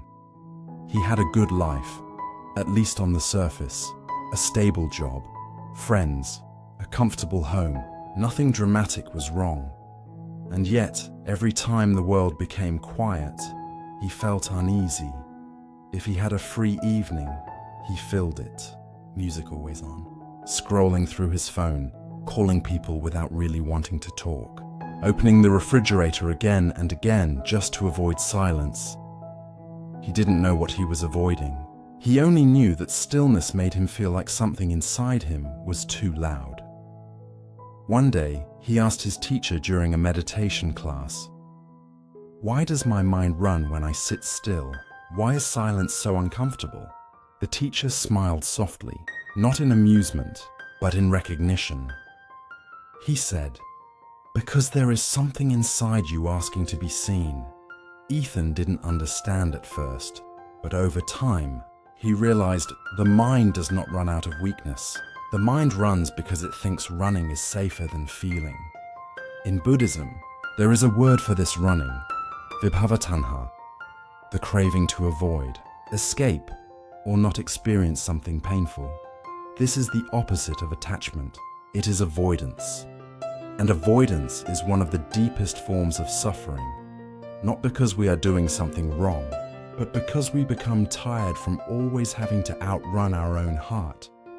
The mind says, "If I stay here, I will feel something I don't want to feel. So I must move. I must distract myself." But the moment of distraction ends, and the feeling is still there, waiting. Feelings do not disappear when we run. They simply wait for when we are quiet enough to hear them again. There was a woman named Claire. She was warm, thoughtful, and kind. She knew how to support her friends, but she never allowed herself to slow down. Her schedule was always full. Her days were planned to the minute. She rarely sat still. She was always doing something. Everyone praised her for being productive. But inside, she felt like she was running from a loneliness she didn't want to acknowledge.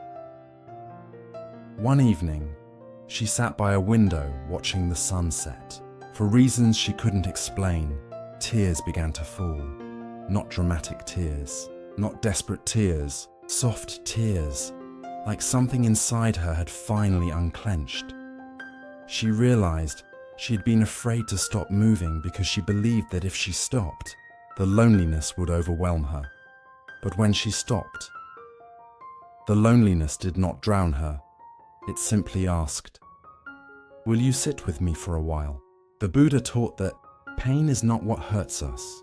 Running from pain is what hurts us, because when we run, we tighten, we harden, we disconnect. We become a stranger to our own heart. But when we stop running, even for just one breath, something inside begins to soften. The fear does not disappear. The sadness does not vanish. The confusion does not instantly resolve. But we begin to realize we can be with these things. We do not break from feeling. We break from refusing to feel. Imagine sitting with a crying child. You would not say, "Stop crying. You're being dramatic. Get over it. We don't have time for this." No. You would sit beside them. You would let them cry. You would say, "It's okay. I'm here." The same is true for the parts of yourself that feel afraid, sad, or confused. When the mind wants to run, it is because some part of you is crying inside. Not loudly, not visibly, but quietly, like a child crying under a blanket. And that child does not need you to fix anything. The child needs you to stay. There is a well-known Zen teaching. When the mind wants to run, stay one breath longer, not forever, not for hours, just one breath.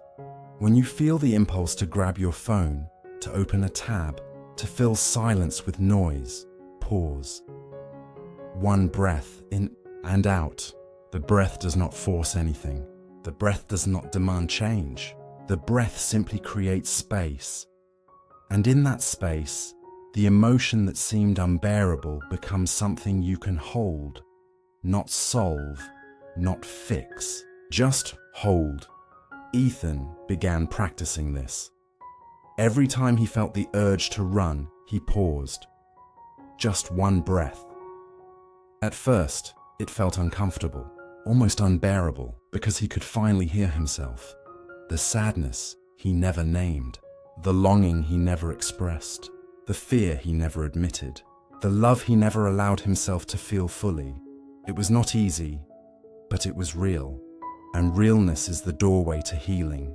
Over time, the one breath became two, then three, then moments of stillness that felt like rest rather than threat. He realized he had always been afraid of silence because silence was where his heart lived, and his heart was simply waiting for him to return. Practice for when the mind wants to run. When you feel restless, overwhelmed, triggered, or uncomfortable, stop for just one moment. Place your hand gently over your chest or your belly. Take one slow breath in through your nose. Exhale slowly through your mouth. Whisper internally, "I'm here with you, not with the world, not with the situation, with yourself." This is how the running begins to stop. Not by force, but by kindness. We do not learn to face our inner world all at once. We learn one breath at a time, one moment of courage at a time, one soft return at a time. When we stop running, we discover that the thing we were afraid to feel was not a monster. It was a younger version of ourselves waiting to be held. And when we hold that younger self, the heart opens, not dramatically, not quickly, but honestly. Now that we have begun to stay with ourselves, we are ready to explore something deeper. How to stop identifying with every thought and emotion that passes through the mind, and how to discover the quiet awareness beneath them. This is where peace begins to feel real, steady, and lived.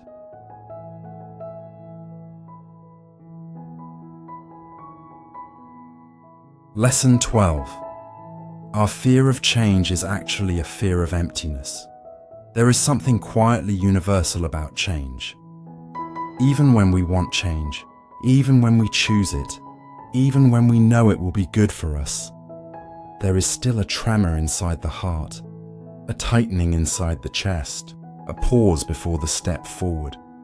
We say we fear the unknown, we say we fear uncertainty, we say we are afraid of losing what is familiar. But beneath these words lies something softer, something more vulnerable. We are afraid of the emptiness that appears in the space between what was and what will be. We are not afraid of change itself. We are afraid of the moment after change, the silent space before the new life begins. That space feels like a void, a gap, a hollow, a place where we don't know who we are yet. And the mind whispers, "What if I'm not enough without what I'm leaving behind? What if nothing is waiting for me on the other side?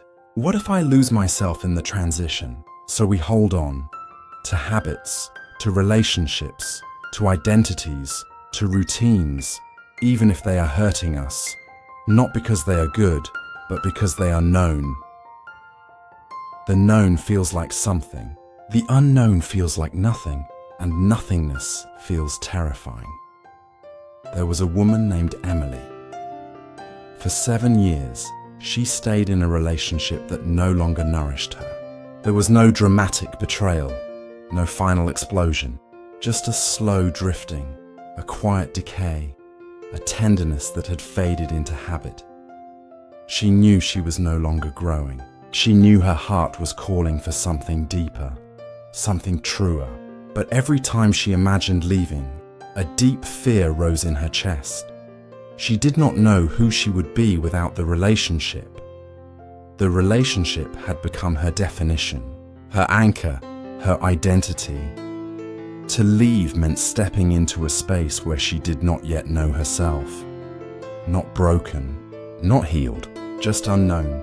And that unknown felt like emptiness. So she stayed, not out of love, but out of fear.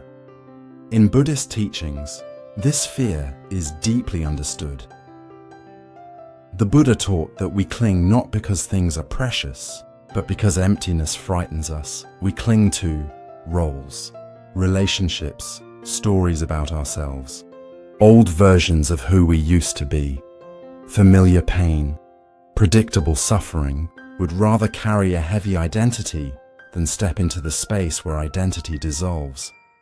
Because in that space, the space of not knowing, we meet ourselves without our masks. And that is one of the most intimate, raw, vulnerable experiences a human being can have. There is a word in Buddhism, often translated as emptiness. But emptiness is a misleading word in English. It does not mean nothing. It means spaciousness. It means the mind, the heart, the self are not fixed, not rigid, not stuck. They are open, fluid, alive, always becoming. Emptiness is not something to fear. Emptiness is the space that allows transformation to happen. Think of a cup. It is useful not because of its shape, but because of the space inside it. Without emptiness, nothing meaningful could be held. Your heart is the same. Yet when life asks us to change, to release, to let go, to step into something new, the space inside us that should feel open feels frightening. Because emptiness requires trust. Trust in life, trust in the unfolding, trust in our own ability to grow, trust that the path will reveal itself only when we walk it. But the mind wants guarantees, and life does not give guarantees. Life gives faith instead, not belief, not logic, faith, rooted in the direct experience that we have survived every ending before. One afternoon, Emily was sitting alone in her apartment. The silence felt loud. Her chest hurt. She felt suspended between two worlds. She knew she could not go back to the comfort that was slowly dimming her light, but she also didn't yet know how to walk forward. In her confusion, she went for a walk. As she passed a small park, she noticed something. Leaves were falling, not dramatically, not violently, just gently, quietly, naturally. The tree was letting go, not because it was dying, but because it was making space for spring.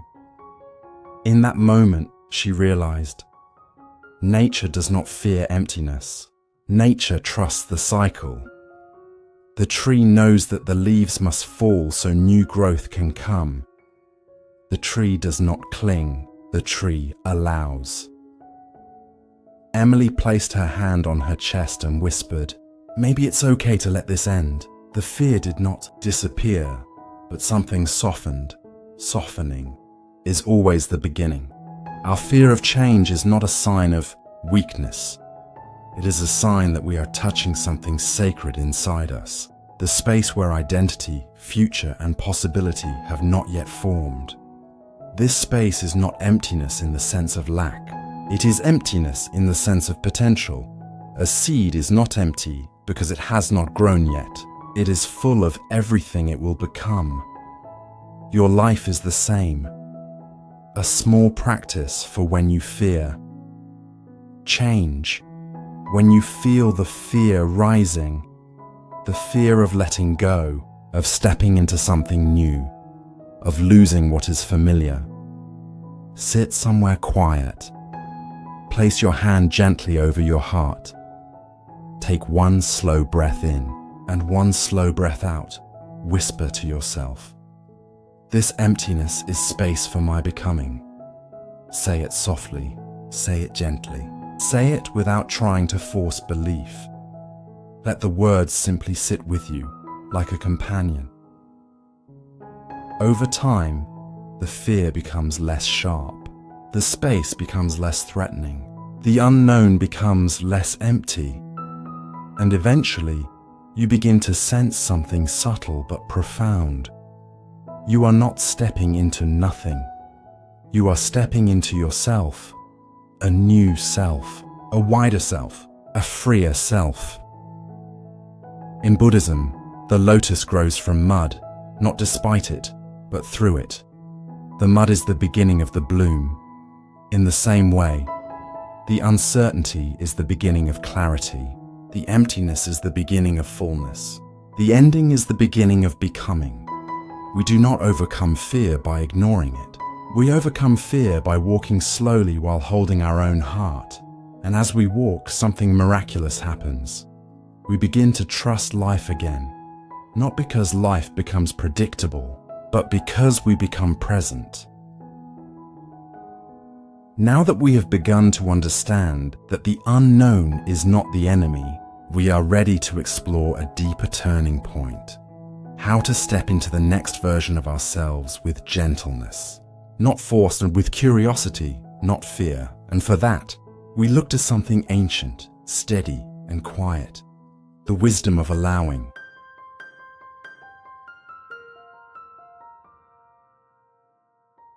Lesson 13. We never walk alone. There are days when life feels unbearably heavy. Maybe you've known days like that, when simply getting out of bed feels like an accomplishment, when your chest feels like it's carrying more than your arms ever could, when you move through the world but feel strangely invisible inside it. It can feel like everyone else is living while you are just enduring, like the world is full of people, yet somehow you are walking alone. This kind of loneliness isn't about being physically by yourself. It's the loneliness of the heart, the loneliness that comes from believing no one understands me, no one sees what I'm holding, no one knows how much this hurts. But the truth, gentle and steady, is this: we have never walked alone, not for a single step. We have shared more than we realize. We are connected in ways the mind often forgets, even in silence, even in stillness, even in sorrow. The thread of our existence is always touching the thread of another. There was a man named Michael. He was thoughtful and quiet, the kind of person who listened more than he spoke. He had recently gone through a difficult season, the end of a relationship, the passing of a family member, and a dream he'd worked toward for years falling apart. He didn't tell many people, not because he didn't have anyone to talk to, but because he felt the pain inside was something he had to carry alone.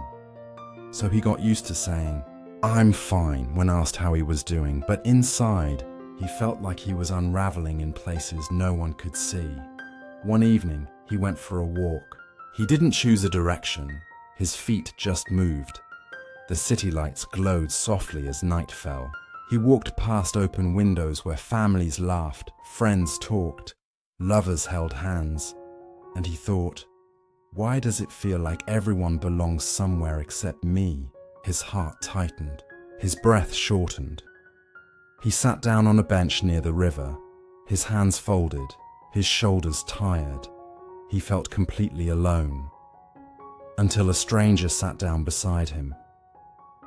The stranger didn't speak, didn't offer advice, didn't even look at him directly. They just sat there, quietly. After a few minutes, the stranger said softly, "It's heavy, isn't it?" Michael didn't ask how he knew. He didn't question it. He didn't explain himself. He just nodded. The stranger nodded back, and they continued sitting in silence. No words, no solutions, no stories, just presence. And without anything changing externally, something inside Michael shifted. He realized, even when we say nothing, our hearts are speaking all the time, and sometimes someone else hears. In Buddhism, there is a teaching called interbeing, the understanding that nothing in the universe exists by itself. We are not separate. We are not isolated. We are not alone. Just as a leaf cannot exist without the tree, and the tree cannot exist without sunlight, and the sunlight cannot exist without the universe. You exist through everything you have touched, and everything that has touched you. Your laughter has lived in someone else's memory. Your kindness has softened someone's pain. Your presence has steadied someone's heart. Your suffering has been shared in the silence of others who have suffered too. We are woven together, whether we realize it or not. There is a Buddhist parable of the two arrows. The first arrow is the pain itself, the heartbreak, the loss, the disappointment, the uncertainty. The second arrow is the belief, I am alone in this. The first arrow wounds, the second arrow isolates, and isolation is often the deeper pain. When we believe we are alone, we hold our suffering in silence. We lock the door around our heart. We become our own prison. But when we remember that others have felt what we feel, maybe not in the same way, but deeply, humanly, truly, the second arrow falls away. The pain remains, yes, but the loneliness does not consume us because we realize suffering is not something that separates us. Suffering is something that binds us. Every heart has known longing. Every heart has known fear. Every heart has known loss. And because of that, every heart can understand. There was a woman named Anna. She cried alone in her bedroom for many nights after her divorce. She believed no one could understand what she lost. Not just the relationship, but the future she imagined. She avoided gatherings. She avoided conversations. She avoided mirrors. She isolated herself in her grief. One day, she joined a meditation group at the suggestion of a co-worker. She went with no real hope, just exhaustion. When it came time for group sharing, she said nothing. But one woman in the circle spoke. "I didn't know how to live after my marriage ended. I didn't know who I was anymore. I was afraid to sleep because I didn't want to wake up to the same pain. But slowly, I learned that my grief was not something I needed to hide. It was something that connected me to others who had lost, too." Anna didn't speak that night, but she cried quietly where no one could see. Not out of sadness, out of recognition, out of relief, out of knowing. She had never been walking alone. She had only been walking in the dark. In Buddhist practice, the Sangha, the community of people on the path, is considered just as important as the teachings themselves, because we heal together in shared breaths, in shared silence, in shared stories, in shared humanity. You do not need hundreds of people. You do not need a perfect support system. You do not need to explain yourself to everyone. You only need the knowing. There are others on this earth who feel what you feel and understand what your heart is carrying. Whether you meet them or not, this knowing can soften the loneliness. A simple practice to remember. You're not alone. When you feel isolated, overwhelmed, or unseen, place your hand gently over your heart. Breathe in slowly through your nose. Breathe out slowly through your mouth. Whisper softly. Someone, somewhere feels this too. Let the words be a bridge, not to another person, but to the world. You do not need to know who they are. You do not need to see their face. You do not need to speak with them. Just know, you are walking a path that millions have walked, and millions will walk after you. Your story is human. Your heart is human. Your pain is human. And because of that, you belong. We do not heal by being separate. We heal by remembering we are part of something larger. We are threads in a tapestry we cannot always see, but we are held by it nonetheless. And the moment we remember that, even for a breath, even for a heartbeat, the world feels less heavy. The darkness feels less thick. The silence feels less empty. We realize we are walking together, always, even when we do not speak, even when we cannot see, even when we feel alone. Now that the heart has remembered its connection to others, we are ready to approach something deeper, the courage to let go of who we used to be, so we can become who we are meant to become, which leads us into the next chapter.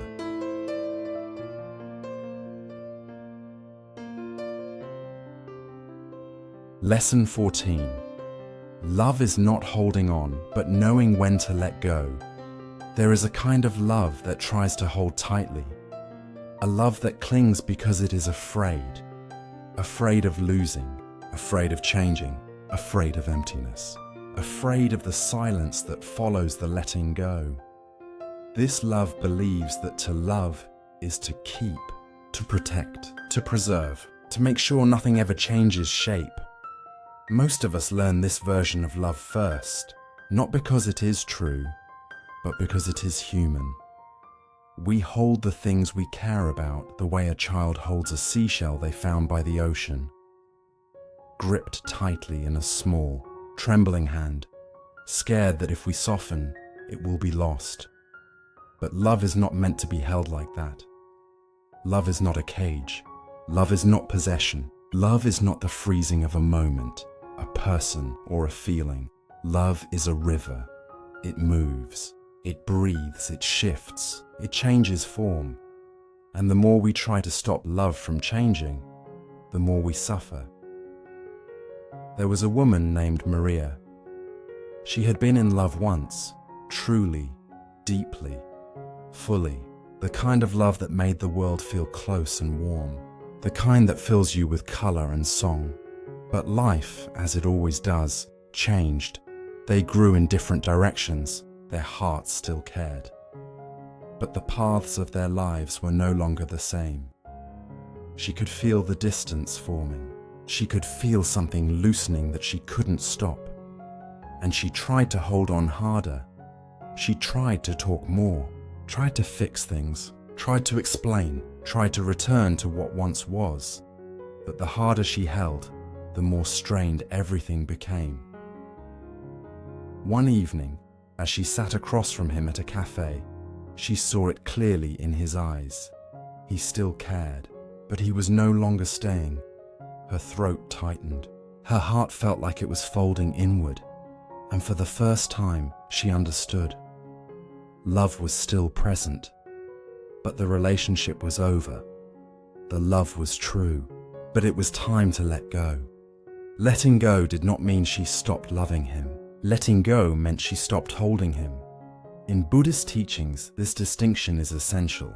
Love is not attachment. Love is not clinging. Love is not possession. Attachment says, I need you to stay so I will feel safe. Love says, I want you to be free, even if that means you go. Attachment is fear wearing the mask of devotion. Love is freedom wearing the garment of care. Attachment says, prove you love me, stay with me, never change. Love says, I see you, I honor you, I want your happiness, even beyond mine. This kind of love is not easy. It is vast. It is spacious. It requires the heart to stretch beyond what it thinks it can hold. But it is the only love that does not end in bitterness. There is a Buddhist story of a man who finds a beautiful bird in a forest. He loves the bird, its song, its color, its life. He brings it home and puts it in a cage, afraid it will fly away. At first, it sings beautifully, but slowly, its wings lose their strength. Its song quiets, its eyes dim. The man did not lose the bird by letting it go. He lost the bird by trying to keep it. Love requires air. Love requires space. Love requires the freedom to become. When we hold too tightly, love suffocates. When we open our hands, love can breathe. Maria learned this slowly. It didn't happen in one moment, only in small, gentle steps. She stopped rereading old messages. She stopped trying to rewrite the past. She stopped trying to control where love was meant to go. She didn't stop loving him. She simply allowed that love to change form. Love that once expressed itself as closeness became love that expressed itself as blessing. She didn't love less. She loved wider. She carried him not in her hands, but in her heart. Where nothing needed to be held tightly, her grief was real. Her sadness was honest. Her letting go was tender, not sudden, not dramatic. Letting go is not forgetting. Letting go is remembering love without gripping it. There is a teaching in Buddhism known as loving kindness, but metta is not something we aim at one person. Metta expands. It says, may you be happy, may you be safe, May you be at peace. May your path unfold as it needs to. Not because we are letting go of love, but because we are letting love become something large enough to move. When love stops being about ownership, it becomes compassion, and compassion is the highest form of love. There was another man, Oliver. He once said, "I realized I didn't lose her when the relationship ended. I lost her when I tried to make her stay." He discovered something quietly profound. Sometimes the most loving thing we can do is step aside and allow another person to grow. Not giving up, not abandoning, not rejecting, but trusting. Trusting their path, trusting ourselves to continue living. Trusting that love does not disappear just because the form changes. Love is not found in holding. Love is found in the softening that comes when we release our grip. In the breath you take after crying, in the quiet acceptance that follows longing, in the tenderness of remembering without needing to return. Letting go is not the end of love. Letting go is the way love transforms. A simple practice for letting love. Breathe when you feel yourself grasping, trying to hold someone, something, or some version of the past. Sit somewhere quiet. Place your hand gently over your heart. Take one slow, deep breath in. Exhale slowly. Whisper, "May you be free. May I be free. May love flow." Do not force yourself to believe it. Just offer it. Softly. Let the heart learn its new shape on its own time. Letting go is not the closing of a door. Letting go is opening your hands, so life can place something new into them. Not always immediately, not always clearly, not always in the way you expect, but always in alignment with the unfolding of your life. The heart does not shrink when we release. The heart expands. Now that the heart has learned how to hold love without clinging, we are ready to approach a deeper truth. Freedom is not found by changing the world outside us, but by changing our relationship to the world within us. This brings us gently into the next step of our journey.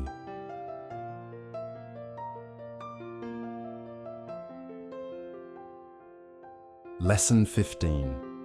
When life no longer needs us to try so hard. There comes a time in every life when exhaustion is not just physical. It is something quieter, deeper, something in the soul. It is the exhaustion that comes from trying to hold everything together, trying to be strong, trying to be enough, trying to prove something to ourselves or the world, trying not to disappoint anyone, trying not to fall apart. We live as if life is depending on us, as if the world will stop turning if we rest for even a moment. But there is a moment, sometimes small, sometimes sudden, when life places its hand gently on our shoulder and whispers, "You don't have to try so hard anymore." And the heart, tired from years of holding tension, loosens just a little. Not because everything is fixed, not because life has magically become easy, but because something inside us recognizes the truth. We don't have to fight life. Life is already carrying us. There was a man named Thomas. For as long as he could remember, he believed that his worth came from effort. He worked hard. He solved problems. He made sure no one around him had to struggle. He showed up. He carried more than his share. Always. People admired him. They said, "You're so reliable. You're so strong. You'll handle it." And he did, because he didn't know any other way to exist. But one morning, he woke up and felt nothing. No motivation, no drive, no sense of purpose. It was not depression. It was not sadness. It was emptiness, a deep, wide emptiness, like a silence inside his chest. He went to work, went through the motions, smiled at the right times. But inside, it felt like his spirit had stepped out of his body and was sitting beside him, watching. That evening, he sat at the edge of his bed, and finally asked himself the question he'd avoided for years. Why am I always trying so hard?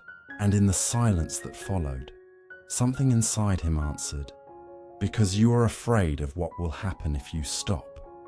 In Buddhism, there is a word for this constant effort: striving. Striving is not the same as living. Striving is the belief that who we are is never enough. It is the quiet, relentless message, I must earn my right to exist. But the Buddha taught that our worth is not something to be earned. It is something innate, inherent, already present. Like the way a flower does not prove it is allowed to bloom, it simply blooms. Like the way a river does not justify its existence, it simply flows. Life does not ask us to deserve it.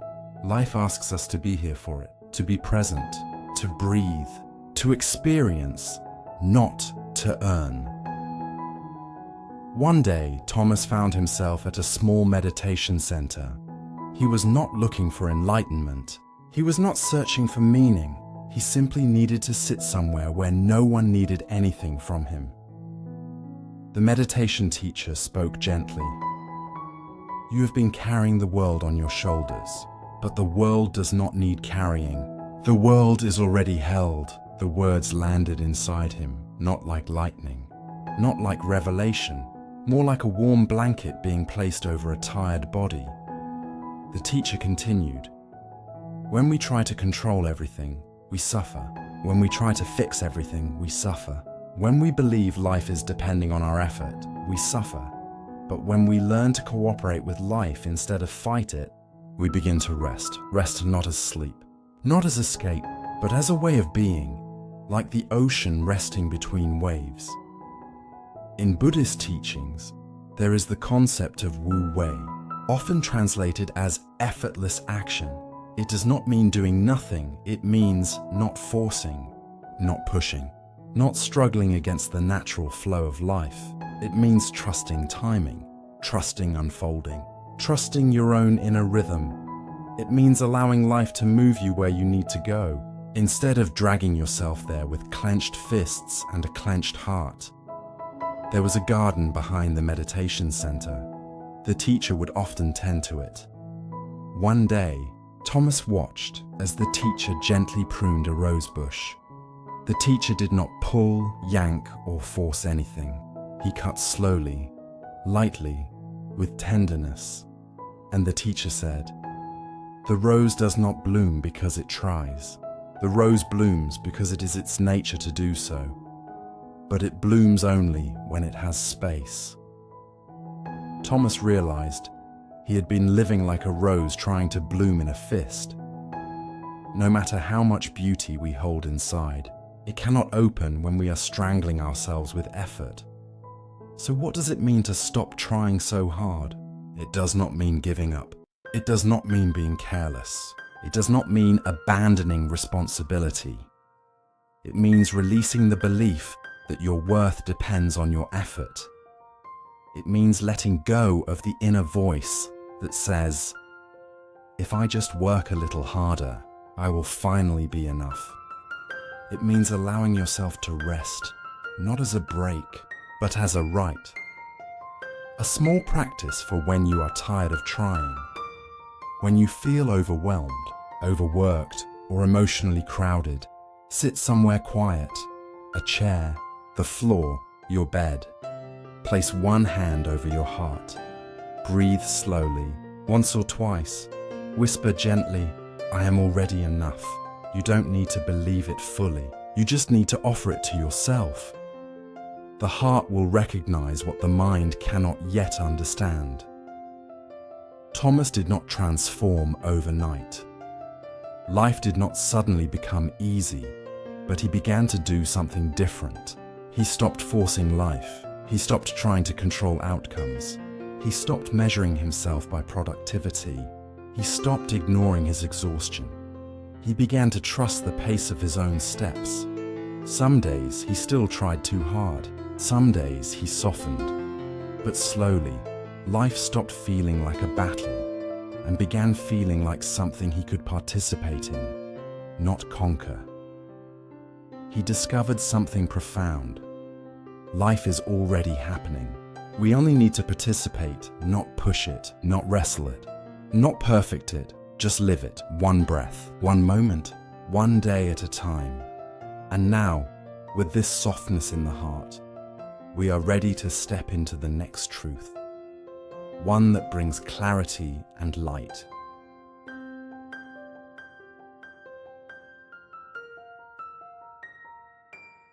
Lesson 16. Slow down so life can become breathable. Again, there is a rhythm to life that we often forget, not because we are careless, not because we are foolish, but because the world around us moves so fast that we start believing we must match its speed to survive. We rush our mornings, we rush our meals, we rush our conversations, we rush our healing, we rush ourselves, we hurry, not because we are late, but because we are afraid of being left behind. Somewhere inside, we carry a quiet voice whispering, "If I don't move faster, life will move without me." But there is another truth, quieter, deeper, kinder. Life is not asking you to catch up. Life is asking you to slow down, because only when we slow down can we feel our life again. There was a woman named Elise. She was always moving, not in a frantic way, just constantly. She worked, she planned, she organized. She filled her time with tasks, errands, responsibilities. If you asked her how she was doing, she would say, "Busy, but fine." But fine was not exactly true. She didn't know how to stop, and she didn't know how to breathe without rushing. One day, she was eating lunch in her car between meetings, a sandwich in one hand, her phone in the other. Traffic was loud. The city was loud. Her thoughts were loudest of all, and then, for no dramatic reason, she put everything down, the sandwich, the phone, the to-do list inside her head, and she just sat. No productivity, no doing, just being. She looked out the windshield and noticed a bird, just standing on the edge of the sidewalk, not flying, not singing, just standing. And for the first time in months, she took one deep breath. It felt like her lungs exhaled years of tension. No enlightenment, no revelation, just one breath, unrushed, unforced, unproductive. But that breath changed everything, because she realized the world did not fall apart while she paused. It kept turning, without her effort, and her heart whispered, "Maybe I can stop running now." In Buddhism, there is a word, sati, mindfulness. But mindfulness does not mean thinking deeply. It does not mean being wise or calm or spiritual. Mindfulness simply means to be here, with this breath, with this body, with this moment, not ahead, not behind, just here. But being here is something we forget. We live in the next task, the next goal, the next fear, the next possibility. Meanwhile, life only exists here, in the breath we are taking right now. When we move too fast, we leave our life behind. There is a teaching in Zen. Walk as if you are kissing the earth with your feet, meaning move with softness, move with presence, move with awareness. Move slowly enough to feel the world supporting you. But we often walk like the ground is fire, fast, tight, urgent. We live as if everything is an emergency, but most things are not. A conversation is not an emergency. A meal is not an emergency. Your healing is not an emergency. Your life is not an emergency. And when we stop treating life like an emergency, our nervous system can finally rest. There was a monk who once poured tea for a student. The student spoke quickly, anxiously, trying to understand life. How can I be happier? How can I be at peace? How can I stop worrying so much? How can I know if I'm doing the right thing? While he spoke, the monk kept pouring the tea. Soon the cup overflowed. Tea spilled onto the table. Then, onto the student's lap. The student jumped. "Why would you keep pouring?" he asked. The monk replied, "Because you keep trying to take in more life when your cup is already full." The lesson was simple. If we don't slow down, we cannot receive life. Our cups overflow, not with joy, but with noise. When we slow down, food tastes different, music sounds different, wind feels different. People become real again. We become real again. Life does not become extraordinary. We simply start noticing that it already is. A child laughing in another room, the softness of warm water over hands, the way sunlight rests on a wall, the way your breath moves like a tide. Simple things, ordinary things. But these are the moments life is made of. Happiness is not something we find later. It is something we notice now. But to notice, we must move slowly enough to see why we fear. Slowing down, we fear slowing down because silence reveals what we have been running from. When the world gets quiet, we begin to hear our own heart, our loneliness, our longing, our tiredness, our grief. Slowing down is not always comfortable, but it is always honest, and truth, even when it is difficult, is where healing begins, because you cannot heal what you won't allow yourself to feel. There is a gentle teaching in Buddhism. The body knows. Your body knows when it is tired. Your body knows when it needs rest. Your body knows when it is overwhelmed. The problem is not that we don't know. The problem is that we stopped listening. Slowing down is not laziness. Slowing down is listening. Listening to your body, listening to your breath, listening to the quiet wisdom beneath the noise. A simple practice to slow the heart wherever you are. Right now, close your eyes for one breath, just one. Inhale, slowly, gently. Exhale. Let your shoulders lower. Let your jaw loosen. Let your hands rest. Whisper to yourself, "I am allowed to be here." Do this once a day. One breath, not 5 minutes, not an hour. One breath is enough. Life meets us where we are willing to pause. When we slow down, something beautiful happens. We begin to realize we don't need to chase meaning. Life is meaningful already. We don't need to chase love. Love is around us and within us. We don't need to chase belonging. We belong simply because we are here. And in this slowing, life becomes breathable, not easier, not perfect, but breathable. And breathable is enough. Breathable is peace. Breathable is healing. Breathable is life returning to itself. Now that we have learned to slow down and let the breath return to the body, we are ready for the next understanding. One that shifts not only how we move through life, but how we see the world itself.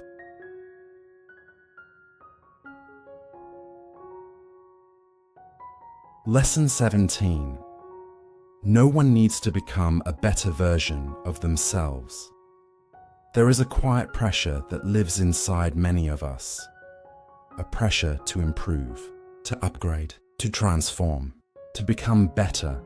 We hear it everywhere. Become your best self. Level up. Heal fully. Fix your flaws. Evolve past who you were. And on the surface, it sounds good. It sounds admirable. It sounds like growth. But beneath it, if we look closely, there is something heavy, something tense, something that whispers, "Who you are now is not enough." And that whisper can follow us for years. Even when we succeed, even when others admire us, even when we seem to have changed.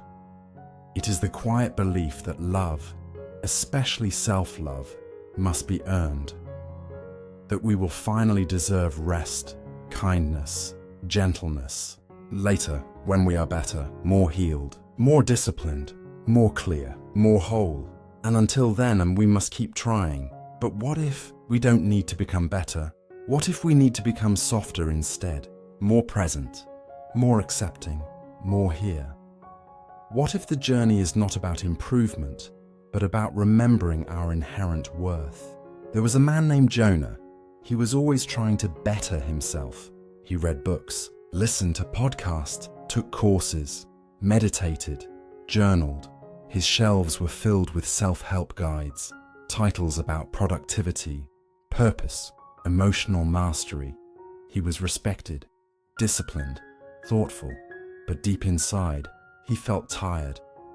Not from doing too much, but from trying to be someone else all the time. No matter how much he grew, he always found another thing to fix, another flaw to polish, another place he was not enough yet. One evening, he sat in meditation with a teacher. He spoke honestly. "What more can I do to become a better version of myself?" The teacher smiled softly and said, "What if there is no better version? What if the version you are now is already whole?" Jonah felt the words but did not understand. The teacher continued, "You do not need to shine brighter.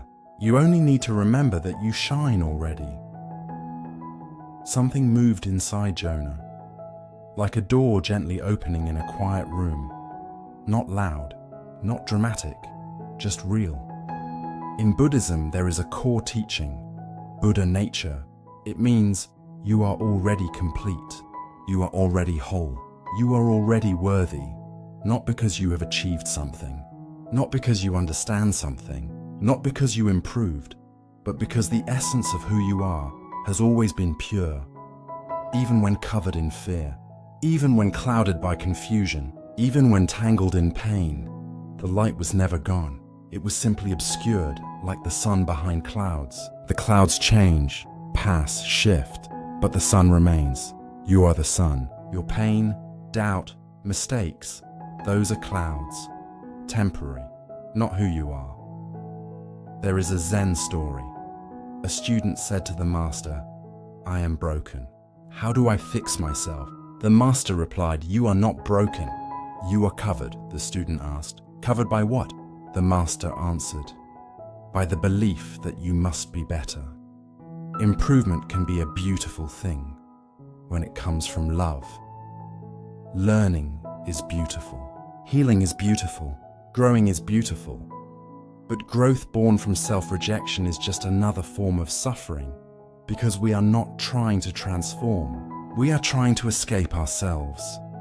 And escaping ourselves only deepens our wounds. Elise, the woman from earlier, once said something honest. "I kept trying to be a better version of myself because I was afraid no one would stay with the version I already was." And many of us quietly understand that. We fear that who we are today is not lovable enough, not impressive enough, not peaceful enough, not happy enough. But the truth is, we don't need to become a better version. We need to befriend the version that already exists. Imagine holding a child who is crying. You wouldn't say, "You should be happier. You should be stronger. You should grow faster. You should heal already. You should be better." You would say, "Come here. I see you. It's okay. I'm with you." That child lives inside you, and it does not need a better you. It needs a kinder you. A simple practice. Befriending yourself right now, wherever you are. Place your hand over your heart. Feel the warmth of your palm. Breathe slowly. No effort, just gentle. Then whisper softly, "May I be kind to myself." Not, "May I improve." Not, "May I fix myself." Just, "May I be kind to myself." This is the doorway to healing. Not effort, not striving, not transformation. Kindness. Healing grows naturally in gentleness, like flowers open in sunlight, not in force. Let us look again at Jonah. He didn't stop learning. He didn't stop growing. He simply stopped growing against himself. He started growing with himself. He learned to rest, to pause, to breathe without performance, to be human, not impressive. And slowly, something softened. His laughter became warmer. His presence became open. His heart became quieter, not because he became better, but because he stopped believing he needed to be. This is the paradox. The moment we stop trying to become a better version, we naturally become more whole, more gentle, more alive. Growth happens on its own when the heart feels safe. We soften, we expand, we open without force, without pressure, like a flower blooming in spring. Not because someone demanded it, but because conditions finally allowed it. Our role is not to push ourselves into blooming. Our role is simply to offer warmth, presence, and space, and the blooming will happen. You are not here to become someone else. You are here to come home to yourself. Your past self was not wrong. Your present self is not incomplete. Your future self is not superior.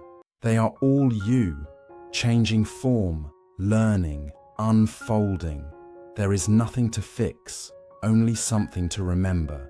You are already enough, right now, as you breathe, as you are. And so, with gentleness in the heart and space in the breath, we now move toward the next understanding, one that continues to soften the inner world.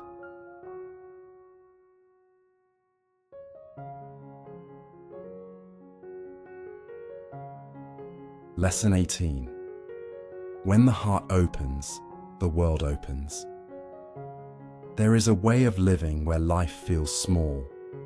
Not because the world is small, but because the heart is guarded. We move through our days with our shoulders slightly raised, jaw slightly tightened, breath slightly shallow. We don't call it fear. We call it being realistic. We call it protecting ourselves. We call it not wanting to get hurt again. But under all those names is the same thing.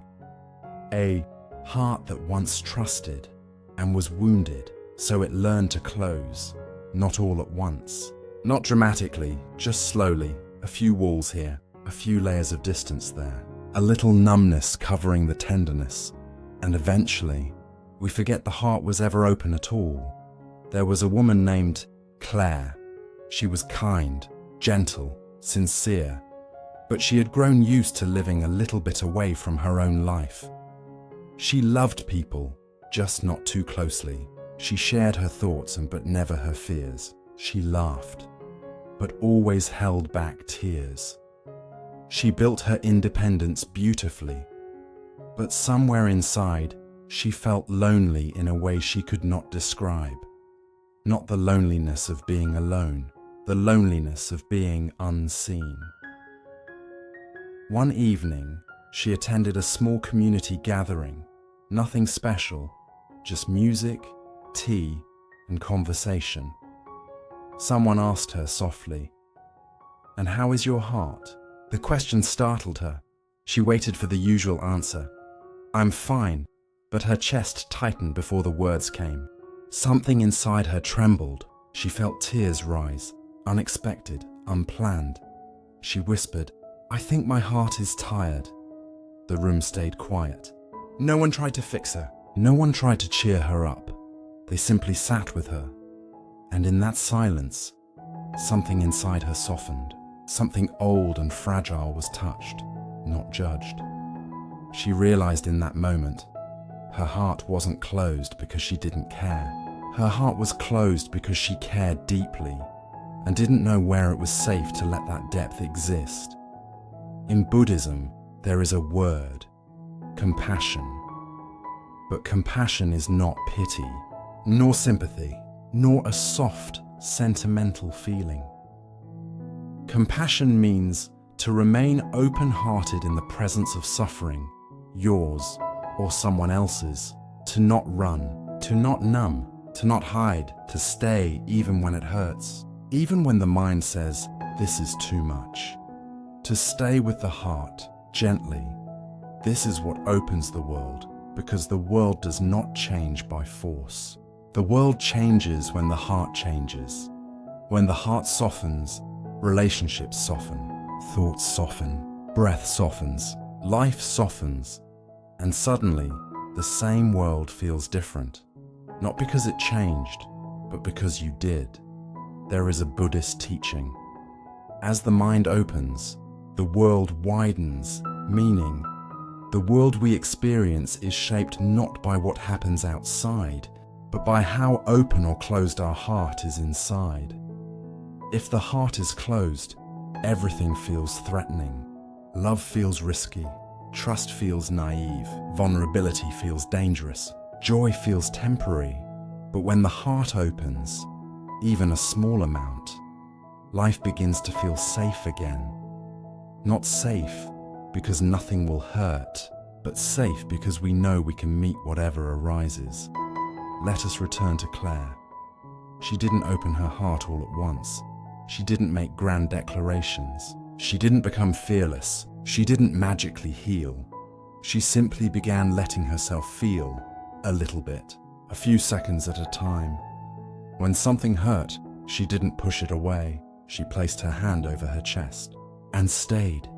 When something beautiful happened, she didn't rush past it. She paused long enough to receive it, a warm glance, a kind word, the softness of morning light on the floor. Tiny moments, but the heart opens in tiny moments, not in dramatic transformations. Opening the heart is not an achievement, it is a returning, a remembering. There is a Zen metaphor. Your heart is like a lake. When you freeze, nothing can enter. Not warmth, not connection, not joy. But when the ice melts, the lake reflects the sky again. The opening of the heart allows life to reflect itself back to us. We begin to see that love is not something we get. Love is something we allow. People sometimes ask, but if I open my heart, won't I get hurt?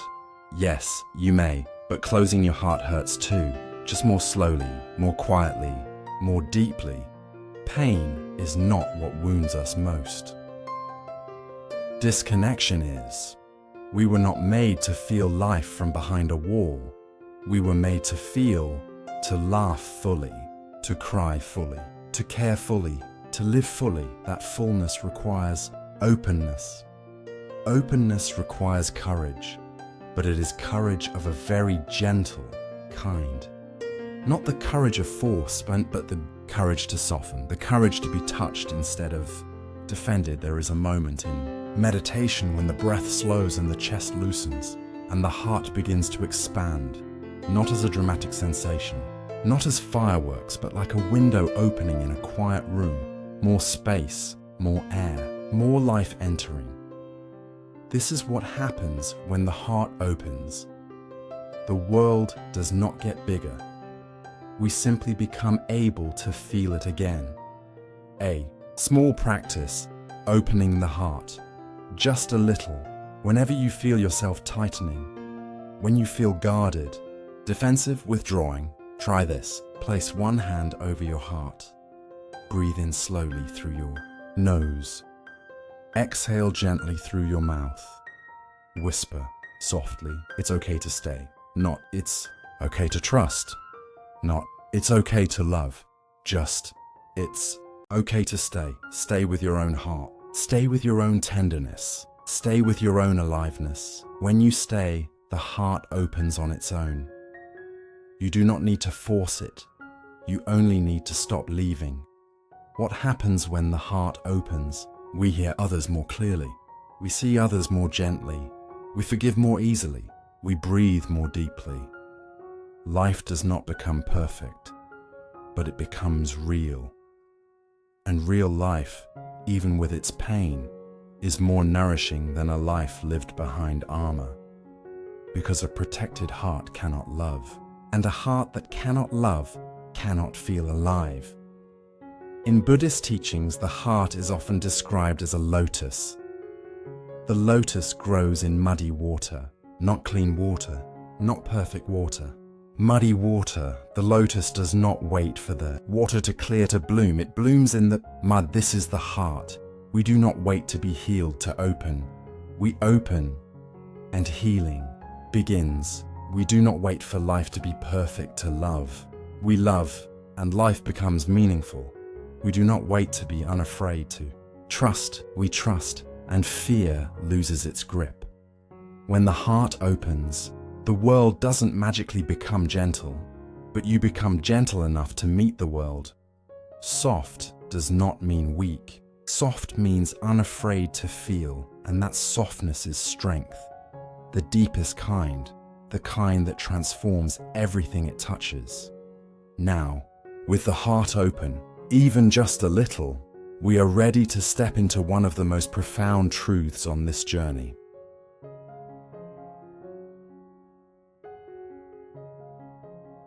Lesson 19. Breath as the gentle door home. There is something deeply human about the breath. It is the first thing we do when we enter this world. It is the last thing we do when we leave it. And every moment in between, every joy, every heartbreak, every ordinary afternoon, is carried on the quiet rhythm of our breathing. Yet we rarely notice it. We rush through days without ever pausing to feel the air enter and leave the body. We speak, move, think, work, and worry, forgetting that every experience happens inside a breathing body. When life feels overwhelming, the breath becomes quick and shallow. When life feels frightening, the breath becomes tight and held. When life feels painful, the breath becomes shaky. The breath tells the truth before the mind does. If we learn to listen to the breath, we can learn to listen to life. There was a young man named Daniel. He was kind, thoughtful, and gentle.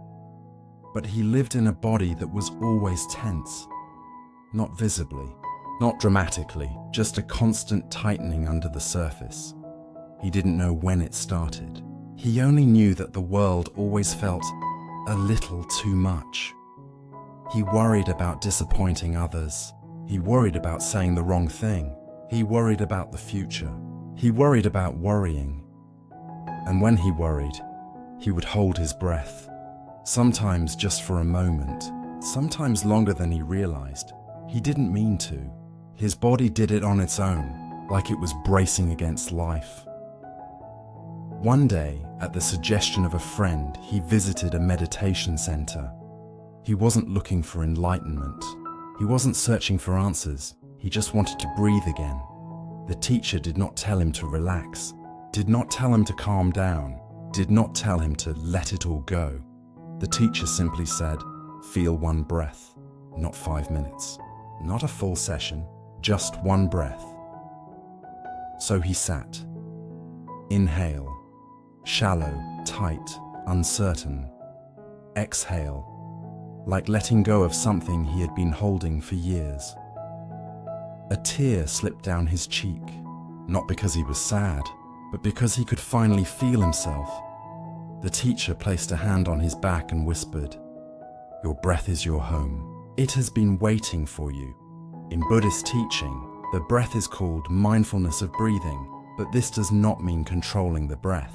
It does not mean forcing it to be slow, perfect, or peaceful. It means allowing yourself to notice the breath as it already is. Natural, unedited, honest. Breathing is not something we do. Breathing is something we allow. And when we allow the breath, we allow the heart to soften. We often imagine healing as something complicated. A journey of insight, wisdom, discipline, transformation.